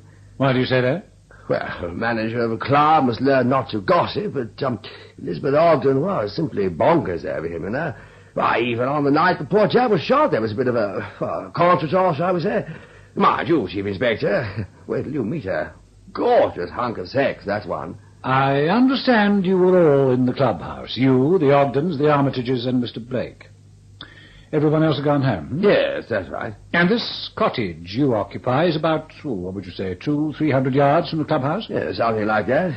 Why, old chap? Because somebody shot Paul Blake dead. Somebody who knew he was in the cottage at the time, knew where he kept his gun. And until something else crops up, I must regard that somebody as belonging to your little drinking session. Oh, really? You sound like someone out of those detective yarns. Have you spoken to Inspector Westford? He wasn't killed by any of us. Could have been anyone on the grounds. Mr. Fielding, we have the exact times as given to me by Inspector Westford. Now, I understand you to say that you left soon after the departure of Dr. and Mrs. Ogden that night. Yes. Well, as you know, it began to rain, and the Armitages gave me a lift back to the cottage. According to your statement, you arrived back at your cottage at exactly 1:30. Yes. You'd all been drinking rather a lot. How is it you were so sure as to the exact time of your arrival? Ask the Armitages. Please, Mr. Fielding, I'm asking you. Because when they dropped me off, I made the expected gesture. What's that? Well, I asked them if they would like to come in for a snort, and Armitage said, no, thank you. He looked at his watch and said it was 1:30, and they wanted to get home before the rain got really bad. They lived about 4 miles out, and the road is rather dicey when it rains, you know. I see, thank you. One other little thing, though. In the statements made by Mr. Armitage and his wife, they said they dropped you at the gate and drove off. They didn't actually see you go into the house. What does that mean, Inspector? Oh, come, sir, you're an intelligent man. I hear you retired from the Brigade of Guards with the rank of Major. Surely you must know the import of my question. You mean, did I run back to Paul's cottage and shoot him? No, I didn't. Besides, I can prove it. Prove it? Yes. You can ask Mrs. Thomas. Mrs. Thomas? Well, I don't think I've been supplied with that name. I've been with the club since the flood. When she was too old to act as manageress kind of housekeeper, the club committee kept her on the payroll to look after me. I see. Well, if she's that age, she'd hardly remain awake until your return. She was. Oh, then perhaps I'd better question her.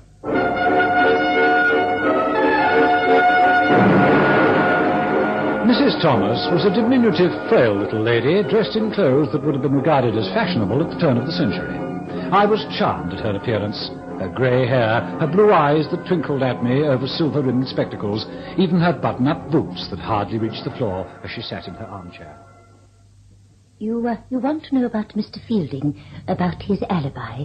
Isn't that right, Chief Inspector Carr? Yes, it is. You corroborate his alibi. He says he was in this cottage when Mr. Blake was shot. Now, Mr. Blake was shot just after 2:00. And Mr. Fielding says he was here, and indeed he was. Oh, do you always stay up late, waiting for him to return? good gracious, no.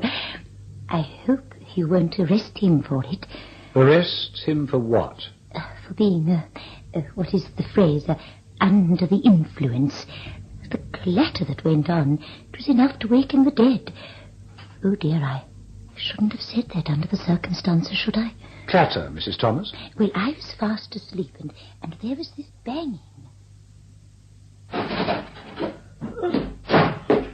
Good gracious me, what on earth is going on? Who's down there? Hope it isn't some wretched tramp. Mrs. Thomas? Mrs. Thomas? Oh, really, at this time of the morning? Coming!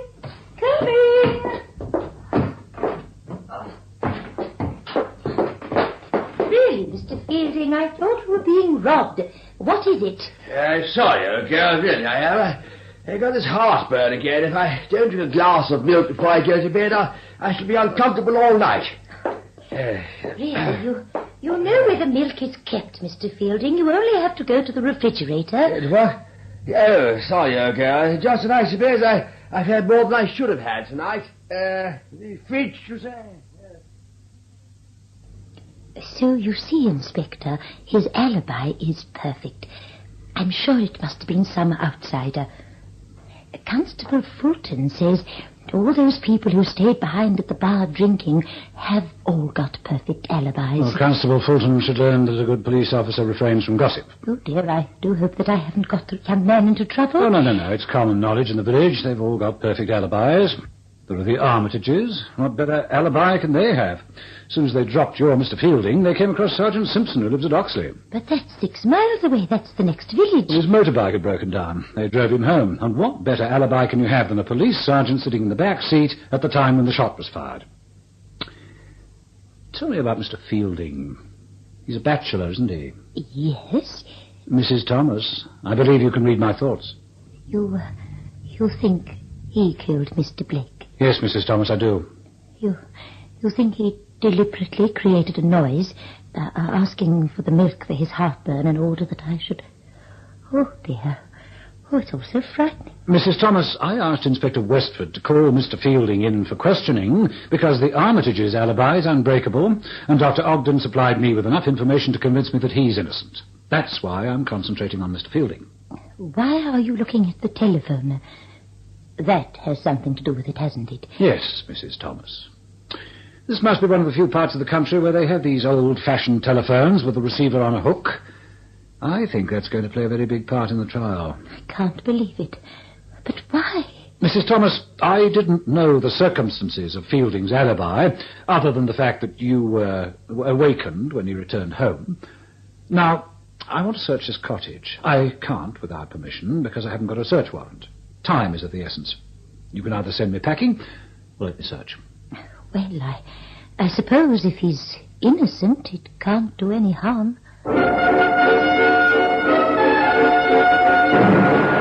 And so I searched, and he wasn't innocent. There, amidst a pile of papers, I came across a cheque that was to be Exhibit A in the trial of Jack Fielding for the murder of Paul Blake.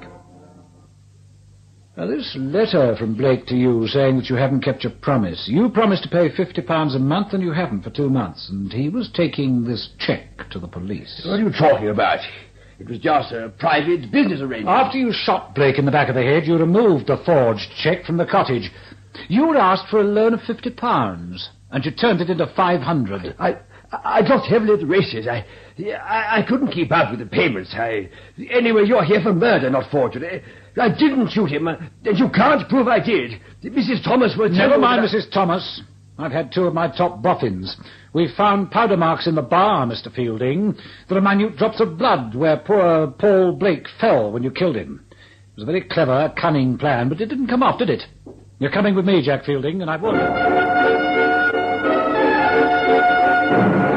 And so he was duly cautioned and taken to the nearest prison cells. But do you know what it was that made me realize that Fielding's alibi was capable of being broken? Confirmed by Mrs. Thomas's story of being awakened? An unfortunate journalist was shot in the back of the head, and yet Dr. Ogden said that there were distinct traces of powder marks around the mouthpiece of the old-fashioned telephone. Now, The telephone exchange said they heard Fielding's voice and him being shot at 2:03. How could he be shot in the back of the head, and yet there'd be powder marks on the mouthpiece of the telephone, into which he was supposed to be speaking? See it now. Fielding knew that no doctor could determine the time of death within the hour. He goes into the house, alters the clock by 10 minutes, so that his housekeeper would state the time according to that clock, rushes back to the club, shoots Blake with a pistol he stole, drags him to the cottage, puts through the call, simulating Blake's voice, and fires the gun a second time next to the mouthpiece. Might have worked, too, if he hadn't fired the gun so close to the telephone as to leave the telltale marks. Cunning, but not cunning enough.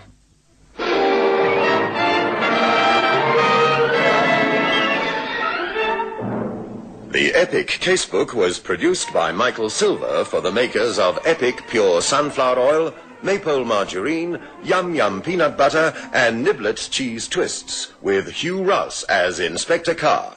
Listen again next Thursday night at 9:30 to another exciting story from our Epic Casebook.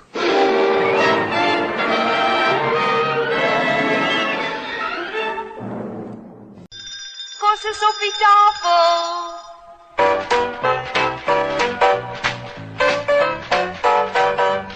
The makers of Epic Pure Sunflower Oil, Purine and Pret Cooking Fat, Yum Yum Peanut Butter, Maypole Margarine, and Niblets Cheese Twists present the Epic Casebook.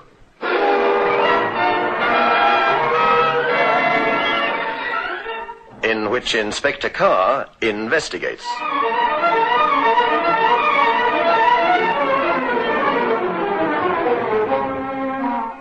Looking at my notes for tonight's story, it's occurred to me that although Dr. Bertillon, head of the Paris Criminal Records Office, has rightly been credited with being the originator of the fingerprint system in crime detection, the fact remains that the system was very much in the experimental stage and couldn't be regarded as at all satisfactory until the year 1898, when a Mr. Henry, Inspector General of Police in Bengal, devised a system which made the classification of fingerprints foolproof. Mr. Henry, later Sir Charles Edward Henry, became Commissioner of Metropolitan Police in the year 1903. Of course, since then, the whole method of indexing, filing, and identifying fingerprints has improved enormously. In Great Britain alone, the total number of fingerprints held on record is well over 2 million. Of course, when a man leaves his fingerprints behind, it's of no use to the police unless they have a record of such prints. In other words, a means of comparing the culprit's prints with what they've got on their files. It stands to reason that if the man commits an act of burglary and leaves his fingerprints behind, if he hasn't had a previous conviction and there's no record at the fingerprint section, his identity remains unknown. But this wasn't the case with a man known to the underworld as Slapsy Mitchell. When Farley Hall was broken into and Sir Edward Farley shot dead, Mitchell's fingerprint was much in evidence. He was arrested and charged. I've called my story Identification for Death.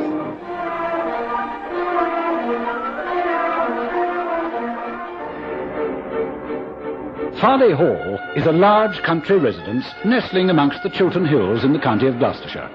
Being outside the metropolitan area, the shooting and the theft was of academic interest only, or so I thought. Carr? Operations here, sir. Yes, officer. Farley murder. Huh? What about it? Well, it can't be asking us for assistance. The man's been arrested. Well, it's Mrs. Mitchell, sir. She's phoned twice while you were out. Wants to know if you'll see her. Oh, dear. Mrs. Mitchell. Yes, I remember her. Slapsy married her soon after he came out of Brixton for the Bayswater job. Probably wants me to give evidence for her husband in mitigation. Well, I'll see her. Fix the time for 3 o'clock this afternoon.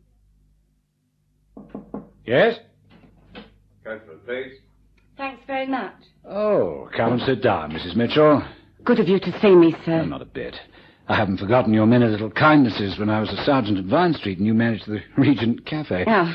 Look, I'm sorry, Mrs. Mitchell. I really am. I thought Slaps had gone straight. But he had.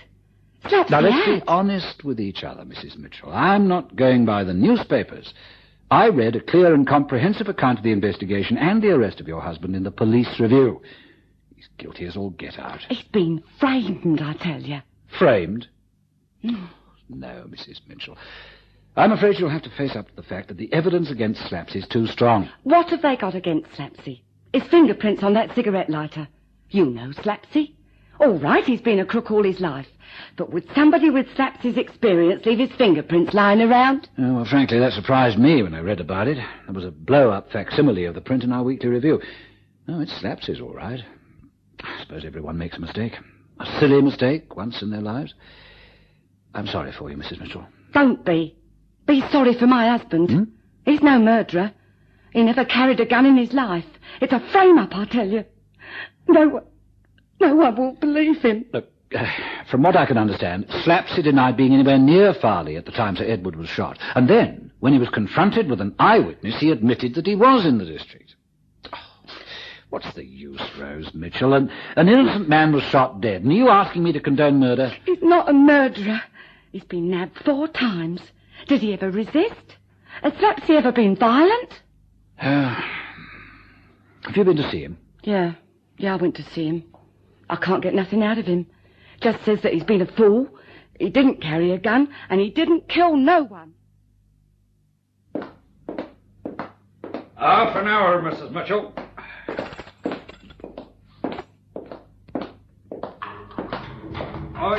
You've got a visitor. Rosie. Slapsy. Oh, what have you done? It's not true. It's all stewy. Someone's framing me. You lied when they first come up to the house, didn't you? You said you'd never been to Farley. Didn't know where it was.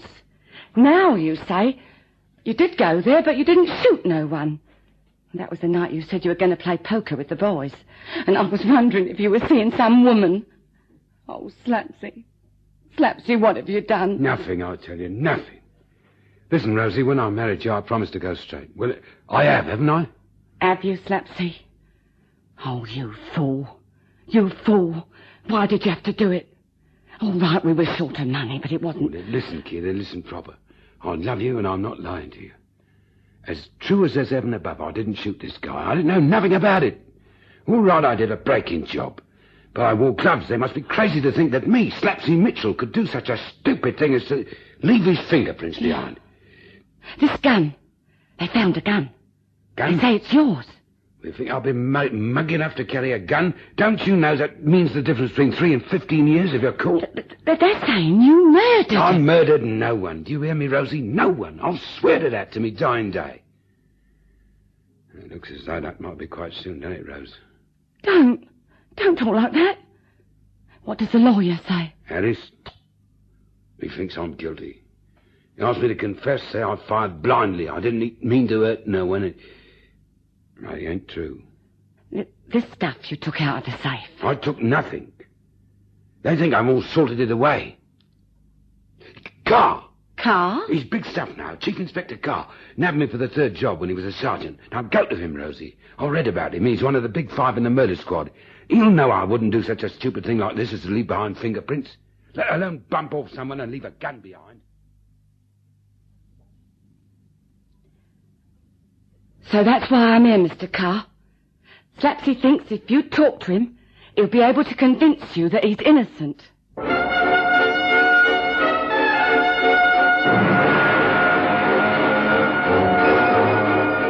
I looked across the desk at this pleasant-faced, supplicating woman gazing at me with tear-filled eyes, and I knew with a sense of certainty that something had indeed gone wrong.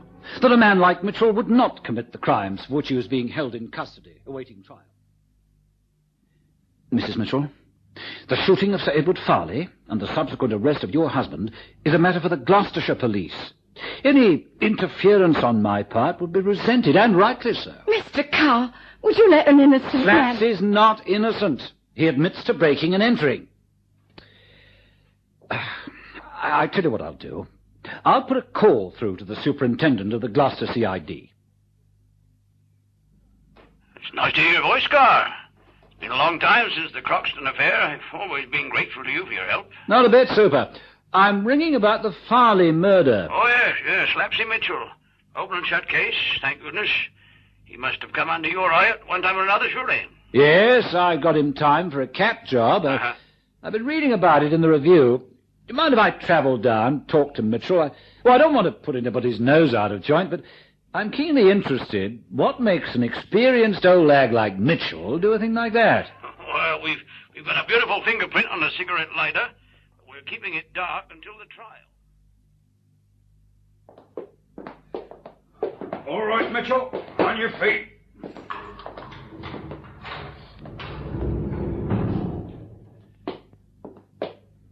Hello, Slapsy. Remember me? Well, they told me you were coming down. I'm grateful, Governor. Thank you, Warder. You needn't wait. I'll give you a shout when I'm through. Very good, sir. I'll have to lock you in, sir. Regulations. That's fair enough. All right, Slapsy. Let's have it. And if you try to make a monkey out of me, I'm not trying to make a monkey out of no one. Of course I lied at first. When the busies came for me at first, I didn't know of any shooting. I didn't think they had anything on me. So you denied breaking into Farley Hall? Well, of course I did, Governor. As soon as I read of the shooting in the robbed safe, I knew I'd been taken for a sucker. Me! At my time of life. Well, I thought you were going straight. Well, so did I. You don't earn much money lugging carpets about. When young Christopher was born, and there was money for Rosie's op, she's had a bad time as Rosie. Well, I wanted to send her on holiday. Well, a dozen times the white boys have been at me asking me to do a job, and every time I've said no. Yeah? And now this had to happen. I'm grateful that you're here. I'm scared what's going to happen to Rosie and the kid. Shouldn't you have thought of that before you... All right. What happened? You say you were framed. Now start from the beginning. Well, about 3 weeks ago, the landlord comes round and says if we don't pay something to what we owed him, he throws us out in the street. So I went along to... Well, I've got to grass. I don't want to, but I don't want to be put away for the rest of my life. I haven't got all day, Slapsy, and don't give me any of your underworld ethics. If somebody's framed you, then name him, or I will walk out of this cell and you stew in your own juice. All right, Governor, all right. Buster Burford. Buster, eh? Is he still running the Burford car mart? Yes. Well, I went along to see him. All right, Ted, you can leave that strap. No, Slapsy as I live and breathe. Can I talk to you, Buster? Of course, come in the office. Cool, I haven't seen you in a month of Sundays. Here, where you been keeping yourself? In here. Nice office, eh? You wouldn't expect to see furniture like this in a second-hand car dealer's office, would you now, eh? Oh, what is it, Slapsy? Yeah, you're not the same man who sat next to me sewing mailbags. I'll need 50 quid. The landlord got a court order against me. 50 nicker. The greatest cat man in the country having to make a touch for 50 nicker. Whew. Is it that bad? It's worse. Here, you've come as manna from heaven. Now, first of all, I'll never refuse to help an old chum. You know, here's your 50. Thanks, Buster. I won't forget it. I'll pay it back. Here. How'd you like to earn 1,000? 1,000 Jimmy O'Goblins with 100 quid on account. Well, it's good of you, Buster, but... Nah, it's not like that at all. Doesn't concern any of the boys, you see. Now, this is high-class lady what sent some love letters to a guy named Sir Edward Farley. Shows you what class we're talking about, eh? It's a simple 8-digit safe. Well, for a guy like you, it's like taking money from a blind man. No, thanks. And don't be a mug. There's no hot loot to get rid of. It's not stealing. It's what you might call saving a woman's honour. What was that guy's name? Robin Hood, eh? Don't be a fool, Slapsy. Look, I was asked at the club by a private eye if I knew anyone who could do the job without leaving any mess or clues behind. Well, I said there's only one man in the country who's the acknowledged master. Well, I said that after they showed me a photo of the place. It's easy, I tell you. Drain pipes, ledges. Slapsy, 1,000 quid. And you're to take nothing but the letters. Now, is that such a crime? You're telling me the truth. On my son's life, Governor. Huh? What happened? Well, I kids Rosie I was going to an all-night poker game. Showed her 100 quid I'd got in advance. Told her my luck could turn. Well, breaking into the Farley Hall was kid stuff. 8 digits, they said. Here we are.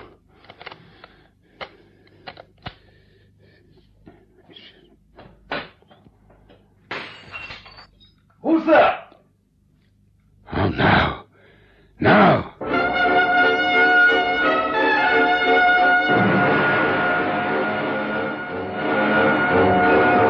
It had all the classic hallmarks of the frame-up. I believed Slapsy, so far.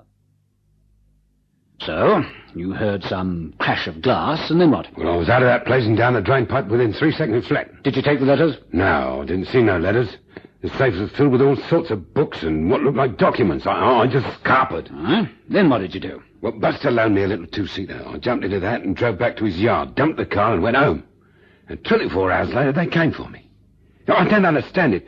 I drove down in the dark. I wore my old black from head to toe. I saw no one and they never saw me. But you left a fingerprint behind. According to the report, there was your visiting card. Weren't you wearing gloves? Well, of course I was. Do you think I'd do a job? All right, Slapsy. Save your professional pride. They'll get you for breaking and entering, but not for murder. I've got to work fast. Buster can't believe that you wouldn't grass on him at some time.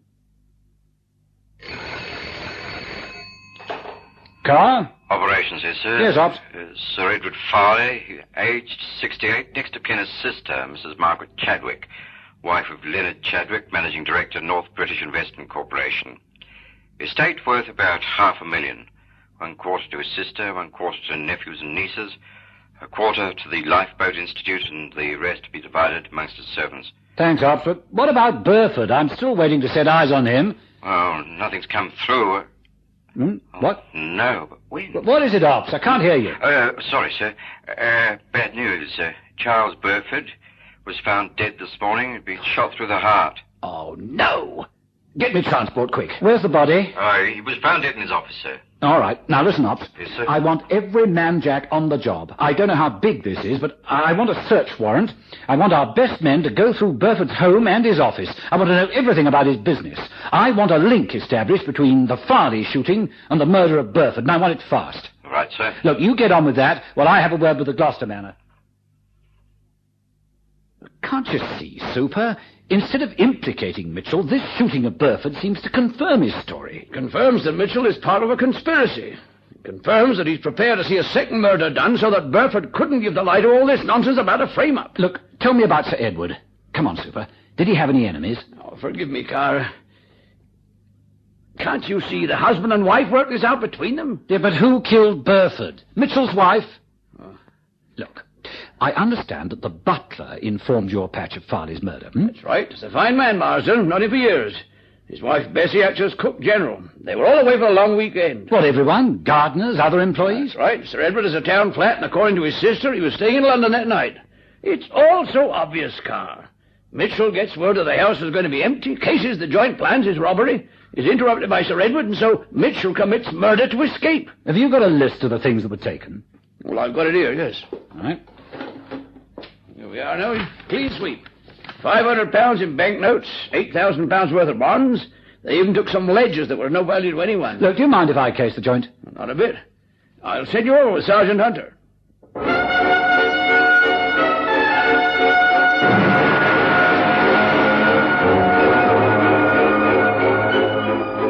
Farley Hall was a magnificent example of Elizabethan architecture. As I drove through the wide avenue of trees, marvelled at the well-kept lawns and gardens, my subconscious mind was working overtime. I began to evolve a theory which seemed to fit the circumstances. A theory which was given substance by the butler. What I found most extraordinary, sir, and very sad, was that 12th century Venetian bowl which was smashed to smithereens, and it was nowhere near safe. Would you please show me where the bowl was kept normally, and where it was when you opened up the hall on Monday morning? If you'll come with me, sir. Sure. How long have you known Sir Edward? We're of the same age, sir. Came to work here as a pantry boy. Mm-hmm. And my father, Mr. Searle, was head gardener to Sir Edward's father. I see. The bowl stood on that marble pillar, and as you observe, sir, it's some distance from the study where this murderer was interrupted. I thought at first there must have been some shots fired. The bowl lay smashed to smithereens just where we're standing now. And there's a communicating door between here and the study. When you left on Saturday morning, was that door shut? Oh, yes, sir, it was. Well, I can explain the mystery of the smashed Venetian bowl. Someone opened that door and then picked up the bowl and threw it to the ground. But what purpose, sir? To frighten Mitchell. Would a man like Mitchell want to steal some book ledgers, bonds he knows he wouldn't be able to cash? You mean the man they caught, sir? I'm sorry, I was thinking aloud. I shall require every member of the household to make a written statement telling me where they were between the hours of 10 p.m. and midnight.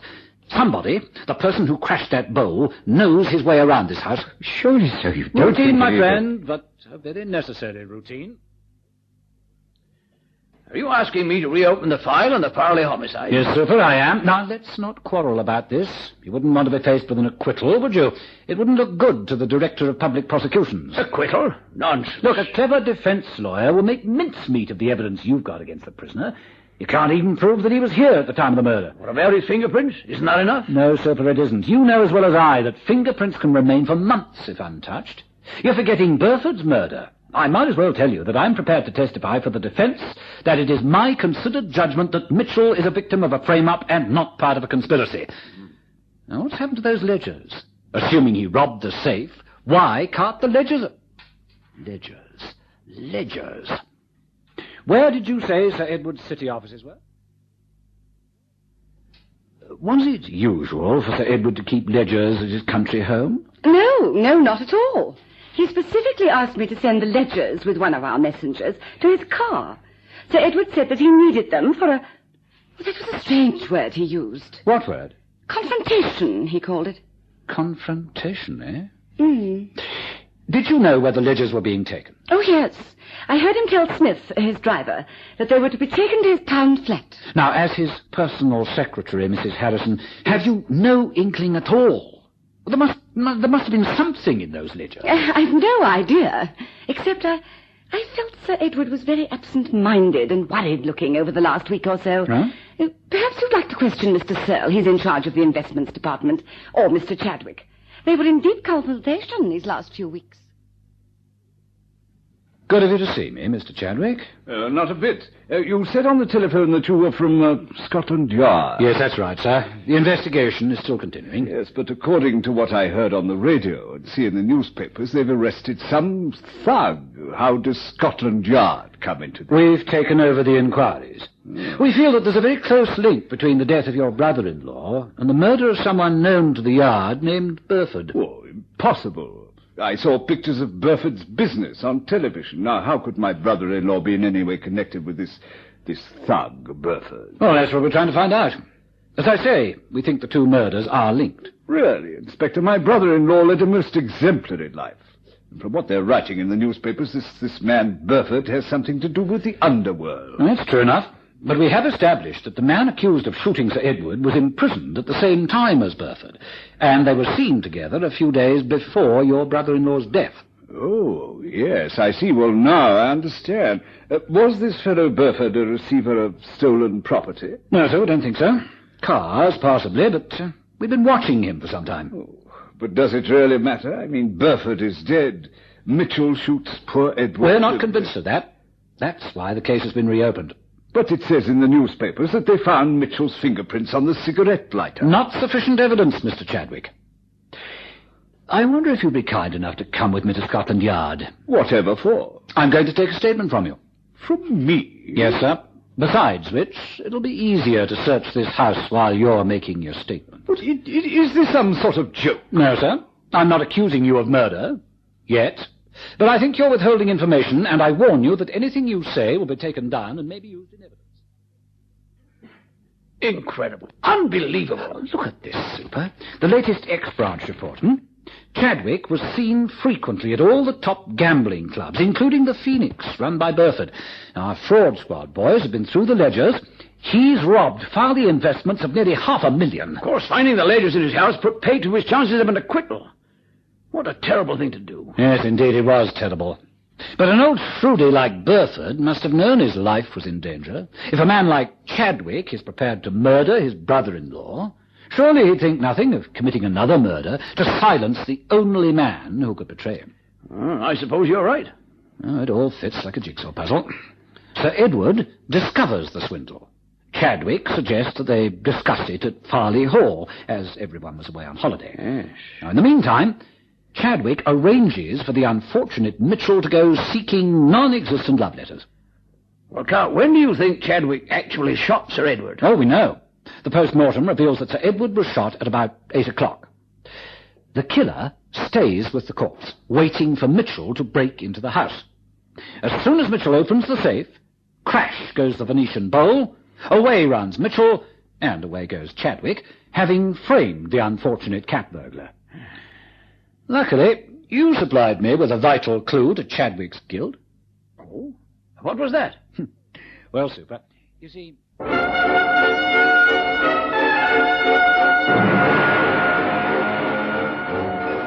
When I first spoke to my colleague, he said...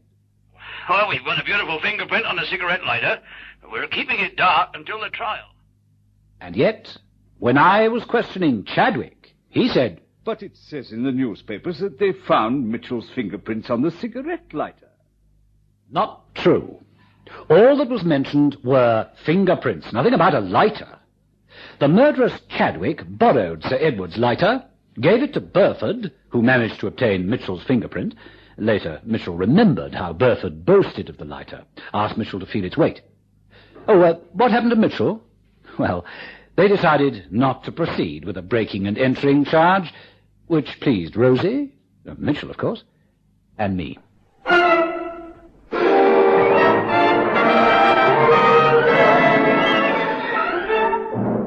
The Epic Casebook was produced by Michael Silver for the makers of Epic Pure Sunflower Oil, Maple Margarine, Yum Yum Peanut Butter, and Niblets Cheese Twists, with Hugh Ross as Inspector Carr. Listen again next Thursday night at 9:30 to another exciting story from our Epic Casebook.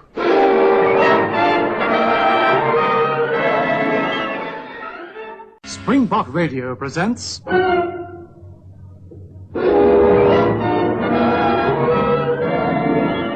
Inspector Carr investigates.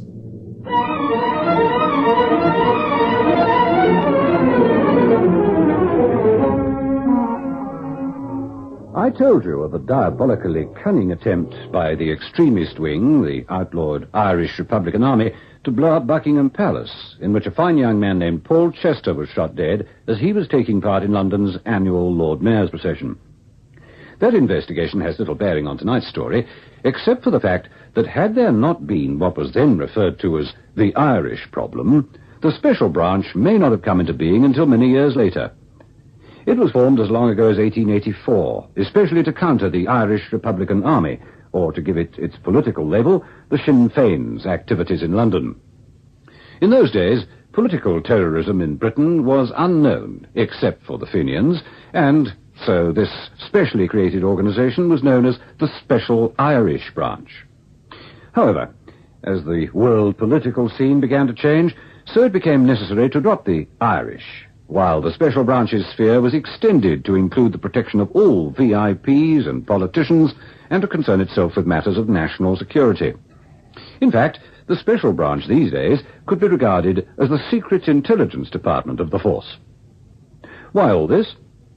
Well, you've probably guessed by now that the murder we're going to dramatize tonight centered around a very important political personage.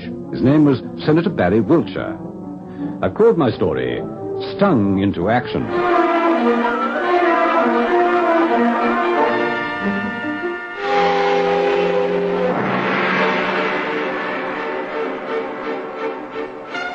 was with a great deal of sympathy that I listened to Chief Inspector Davis's account.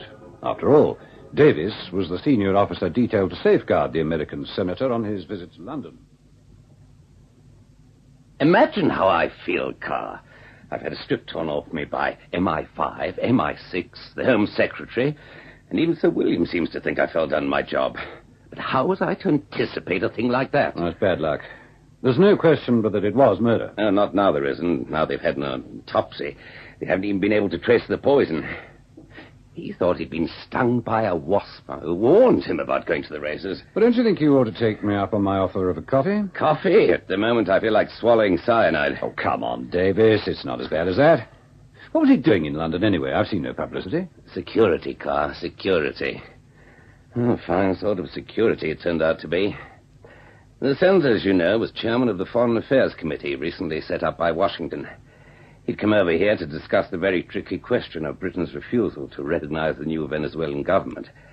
While he was still in the air, we got word that there might be an attempt on his life. I was put in charge of his security.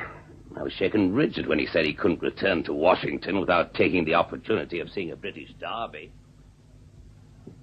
Oh, come now, Chief Inspector. I respect the need for caution. My government has even detailed 2 top FBI men to accompany me, but this is going to ridiculous lengths.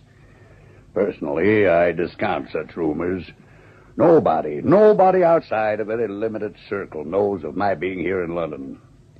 Besides, my good friend General Butler's horse is running. I couldn't face George Butler if I returned to the States and said I didn't see his horse win, as it will.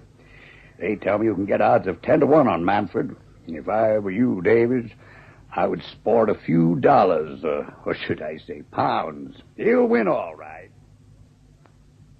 What could I do? I mean, as he himself said, we couldn't exactly keep him in purdah. How many men did you have at Epsom? 2, besides myself and the 2 Yanks. Wherever he went, we went, even when he went to wash his hands. Well, now it's over to you. But surely a political assassination of this sort isn't the province of the murder squad? The Home Secretary thinks it is. Of course, it's a blow to my pride and the reputation of the Special Branch, but I see his point. Which is? Supposing whoever they are employed a hitman, someone not known to be politically active, and be done before, as you well know. Indeed I do. This bulky dossier contains a list of the possible political suspects, as well as members of the Mafia. Your ex-branch can supply you with an equally long list of non-political suspects. Well, if the Home Secretary wants it and our Commissioner has agreed, let's start from the beginning. Now, I know all about the arrangements for his arrival, the house you took for him, the servants, who were security men and women. So let's go from the time when the race was actually being run. It was then that he was killed, wasn't it? Yes. I brought you a plan of the steward stand. I've marked the next where we were sitting, and it's just there. That's the VIP row. As you can see, I was on his right. Inspector Saunders was on his left, and 2 FBI men were behind him. And my men were just patrolling in front. Well, naturally, all the excitement as soon as the committees said they were off. All of us concentrated on the race.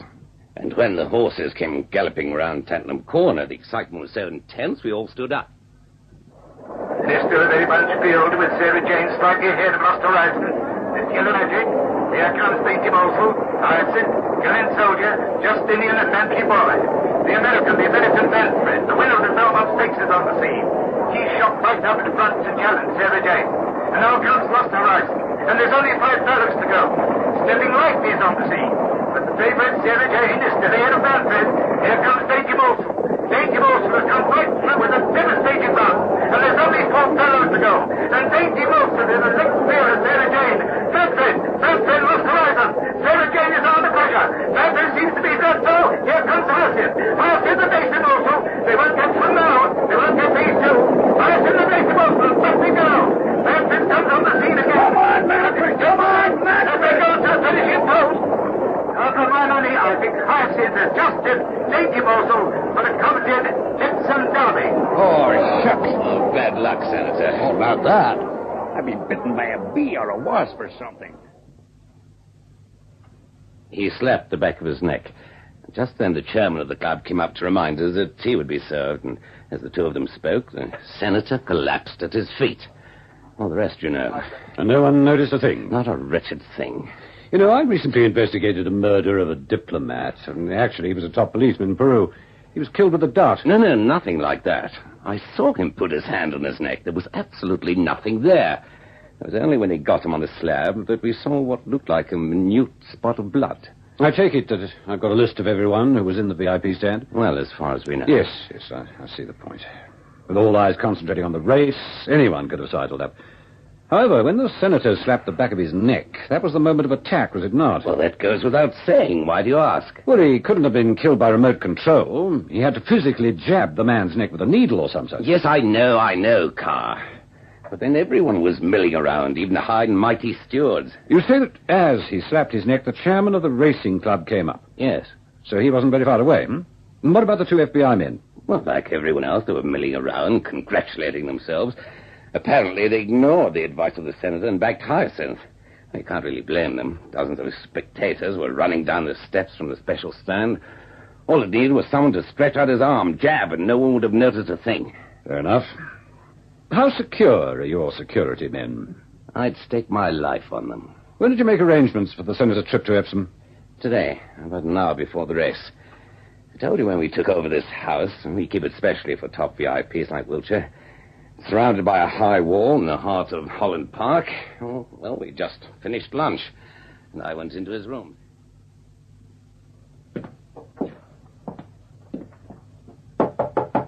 Come in. Ah, my worthy watchdog. You're a... The more I get to know you Britishers, the less I know you. And if that sounds a contradiction in terms, I meant it to be. I don't have to watch Manfred run on television after all. It seems that Lord Trumpton forgot today's date, the first Wednesday in June. The meeting's off. We're going to the Derby. He's telephoned the powers that be at Epsom, and everything's laid on. But I know. I've now got the opportunity of seeing a British Derby.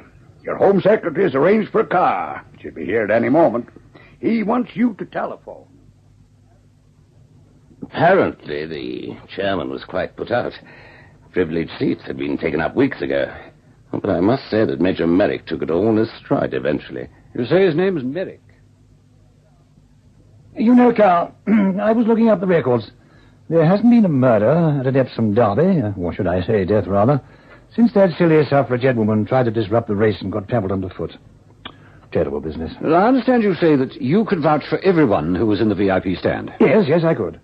But as I told at least half a dozen reporters and members of the police force, when a race like this is run, everyone surges forward to get a better view of the horses, and you can't stop them from entering the special section, can you? No, I suppose not. Did you see Senator Wiltshire slap the back of his neck? Some intelligence waller, a chap who was with him, and he asked me that. You know, I can't say I did. I saw him move, and as I turned round to remind them that tea was served in the special steward's room. But you see, in my opinion, it wasn't the American senator they were after. It was me. You? Yes.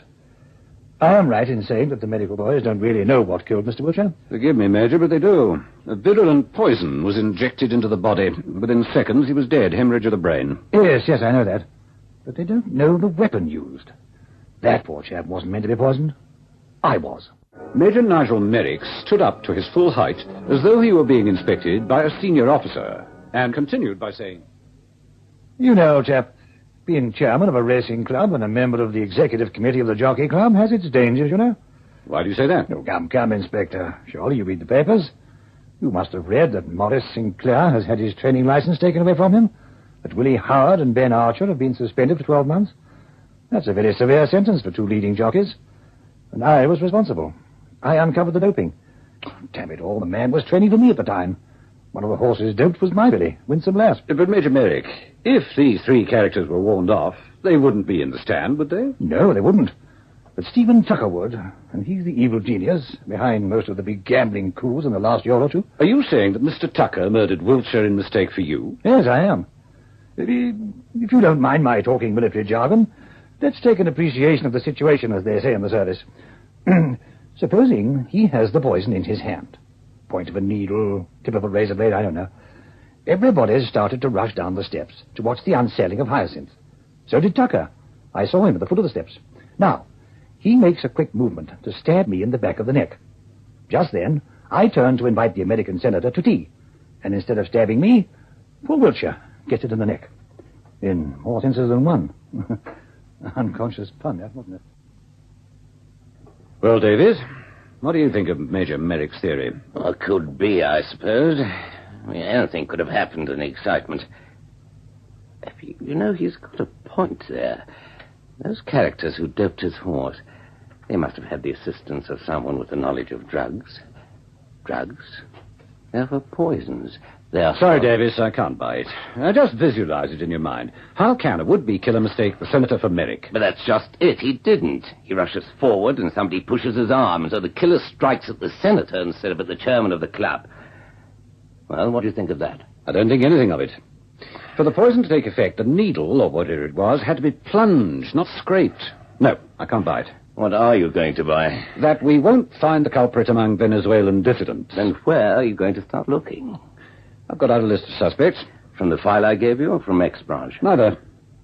Do you mind if I don't elaborate at this particular juncture? I may be barking up the wrong tree, and I'd rather set the wheels in motion before I give you any indication of what progress is being made. Now, wait a minute. Aren't you allowing interdepartmental rivalry to take precedent over the need to avenge this man's death?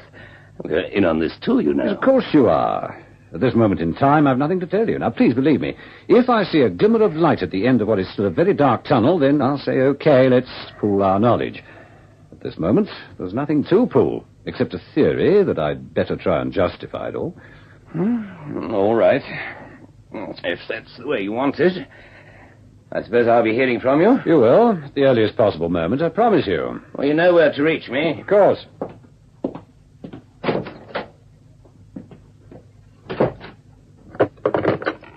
Yes, sir. We have a very delicate mission, Ops. It has to be an internal job. I want X branch discreetly to get the background of everyone connected with the Senator's security. Right, sir. I'll send over a photostat copy, the names and addresses of the personnel. I want to know everything about them, the day they were born to the day they were members of the force, and particularly since they joined the special branch. Everyone, sir? Yes, Ops, everyone. Sir, does that include... Chief Inspector Davis, now stop asking questions and get on with it. Right, sir.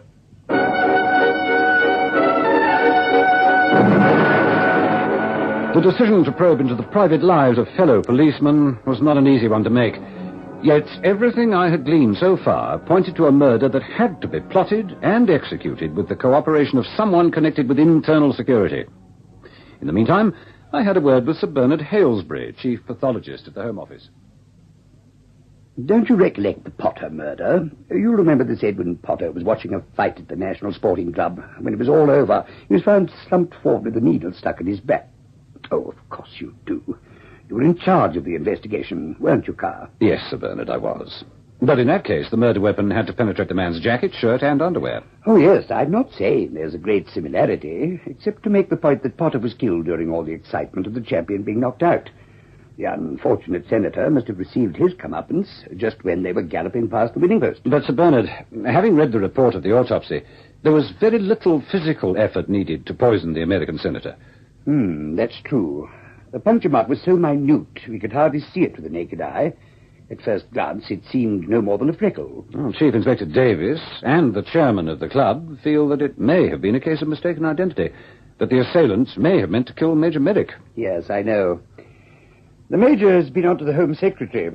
I've often been his guest at the races. But I tell you this, Carr, if I knew that the Major had to pay for the hospitality and not the racing club itself, I'd decline the invitation. Why do you say that? Well, as you know, my cousin runs a string of horses. They are, or rather they were, under the care of Morris Sinclair. My cousin was outvoted. He's got his ear closer to the turf than I. He believes that the membership of the Jockey Club's executive committee was a great mistake as far as Major Merrick was concerned.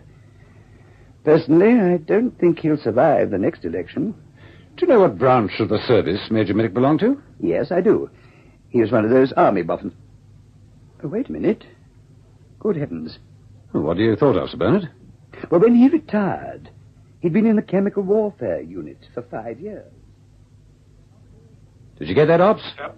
I want to know if there is any connection between Major Merrick and Senator Wilshire. Very good, sir. Oh, no, wait a minute, Ops. It can't be. Sir? According to Chief Inspector Davies, Senator Wilshire didn't arrive on the racecourse until just before the Derby. The Major had no knowledge of his intended arrival until the Home Secretary telephoned. Now, chemical warfare or not, I think the connection has to be put down to coincidence. But what's happening on the security personnel front? A file is being sent over to you from X branch within the next few minutes, sir. Come in. Sir? Oh, hello, Hudson. Long time no see. Come and take a pew. Oh, thank you, sir. Well, that's quite a file you're holding, Sergeant. It's the complete curriculum vitae. Background, marital status, service record of all the personnel you required, sir. I see. Trust everyone at X branch has been discreet in compiling this list. Well, sir, Superintendent Gray did ask me to tell you that the entire inquiry was given top secrecy, sir. Good.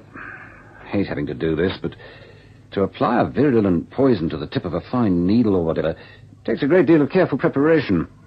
Now, the Home Office has confirmed that it was the intention to hold a conference with Senator Wiltshire that Wednesday afternoon. It was when they woke up to the fact that it was Derby Day that the meeting was postponed. Now, that means that no one, other than those responsible for Wiltshire's safety, knew that he was going to be at the races. See now why I took these desperate measures. I can, sir. Well, time's of the essence, Hudson. You've been attached to X-Branch long enough. You read all the information contained in this file? Yes, sir, I have. And? Well, let me put it this way, sir. There's nothing in between those covers that can point to a possible link with the murder. Yeah, but no one else... Well, I'll be... Sergeant Hudson. Yes, sir? Take a good look at me. Do you see any signs of senility? Do my reflexes seem rather slow compared with when we met last? Well, no, sir. Then if it's not senility, it's sheer stupidity. Sorry, Hudson. I had the thing topsy-turvy. What a fool I've been. Get me No, wait a minute. This is our province. Yes, sir? I want Special Branch. Chief Inspector Davis. Come in.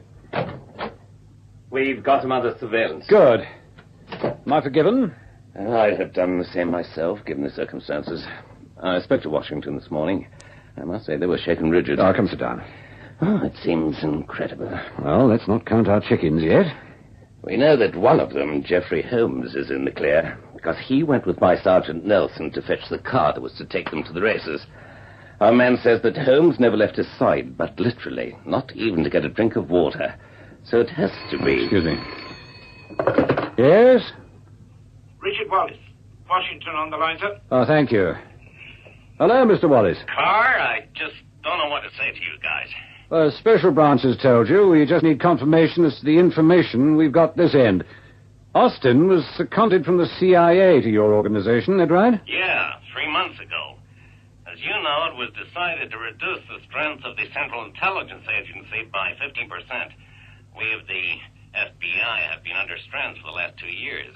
I just can't believe that a man like Austin could do a thing like that. When did you assign Austin to the task of... Hey, you're not blaming me, are you? He came to us with 5-star rating. One of my top men fell sick, and so Austin, together with Shaw, got the job. Fair enough. When he was with the CIA, would Austin have experience of this... Ask me whether he'd be capable of this type of assassination? Answer is, yeah, I'm sure he would. But why? Why should he want to kill his fellow countrymen? Our Special Branch have found the motive. Before he was voted to the Senate, Mr. Wiltshire was on the bench, was he not? Yeah, that's right. I have a copy of the telex you sent to Special Branch. As Judge Wiltshire, the senator sentenced certain Benjamin Boston to life imprisonment for murder. He's your man's brother. Well, I'll be count. We've searched Austin's possessions. We know exactly the method he used to kill the senator. I just don't know what to say. This is going to cause a great... I'm instructed by the Home Secretary to tell you that our authorities are prepared to regard the security house where the senator was staying as diplomatic territory. We are prepared to return Austin to you, providing you provide the armed escort. I can assure you the President would be extremely grateful if such a procedure was adopted. The less publicity this has, the better. And there's been no publicity. No, sir. As far as the press, radio, and television is concerned, Senator Wiltshire collapsed at the Derby race meeting, and death was immediate. Although nobody said so, it's been taken for granted that the gentleman died as the result of a severe heart attack. Because the negotiations were secret, everyone will assume that he was in England just to watch your Derby. That's about the sum of it, Mr. Wallace. Where's Austin now? Oh, he's being kept under surveillance. He doesn't suspect anything? No, we've got our top men doing the surveying. But, being a trained man, he'll know his room will have been searched as soon as he enters it. Well, sir, what's it to be? Do I quietly charge him with murder, or do we ship him back to the States under armed escort? Has our ambassador been informed in London? The Home Secretary went around this morning. It was his suggestion that the killer is shipped back to the States quietly. That meets with your ambassador's approval. Okay, that's a deal. And thanks. Goodbye. Bye, sir. Well, we'd better give the go-ahead signal, don't you think? Come in. It's all fixed, sir. He's been handed over together with the gadget. I've never seen anything like it, sir. Just an ordinary brass ring with about 2 inches of the thinnest needle you ever saw. You can't see it with the naked eye, sir. Yes, I know. It was the favorite ploy of the early Japanese shogun whenever they decided to get rid of what was one of their favorites. Oh, well, another case closed. What is it, Sergeant? Well, forgive me, sir. I remember when you suddenly changed your tactics. You said the thing was topsy-turvy. No, Sergeant, not the thing was topsy-turvy. I got my thinking all wrong. You see,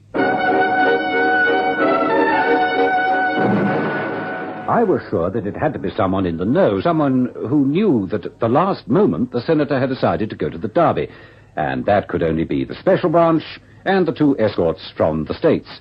But why topsy-turvy? Because until that moment, I hadn't taken in the information that...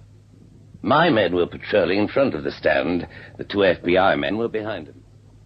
We know it had to be one of the security men, but which? One of the Americans, of course. And that man was Austin.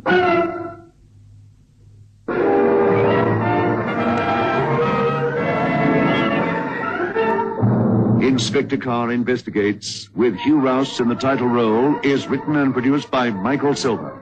Listen again next Thursday night as Inspector Carr Investigates.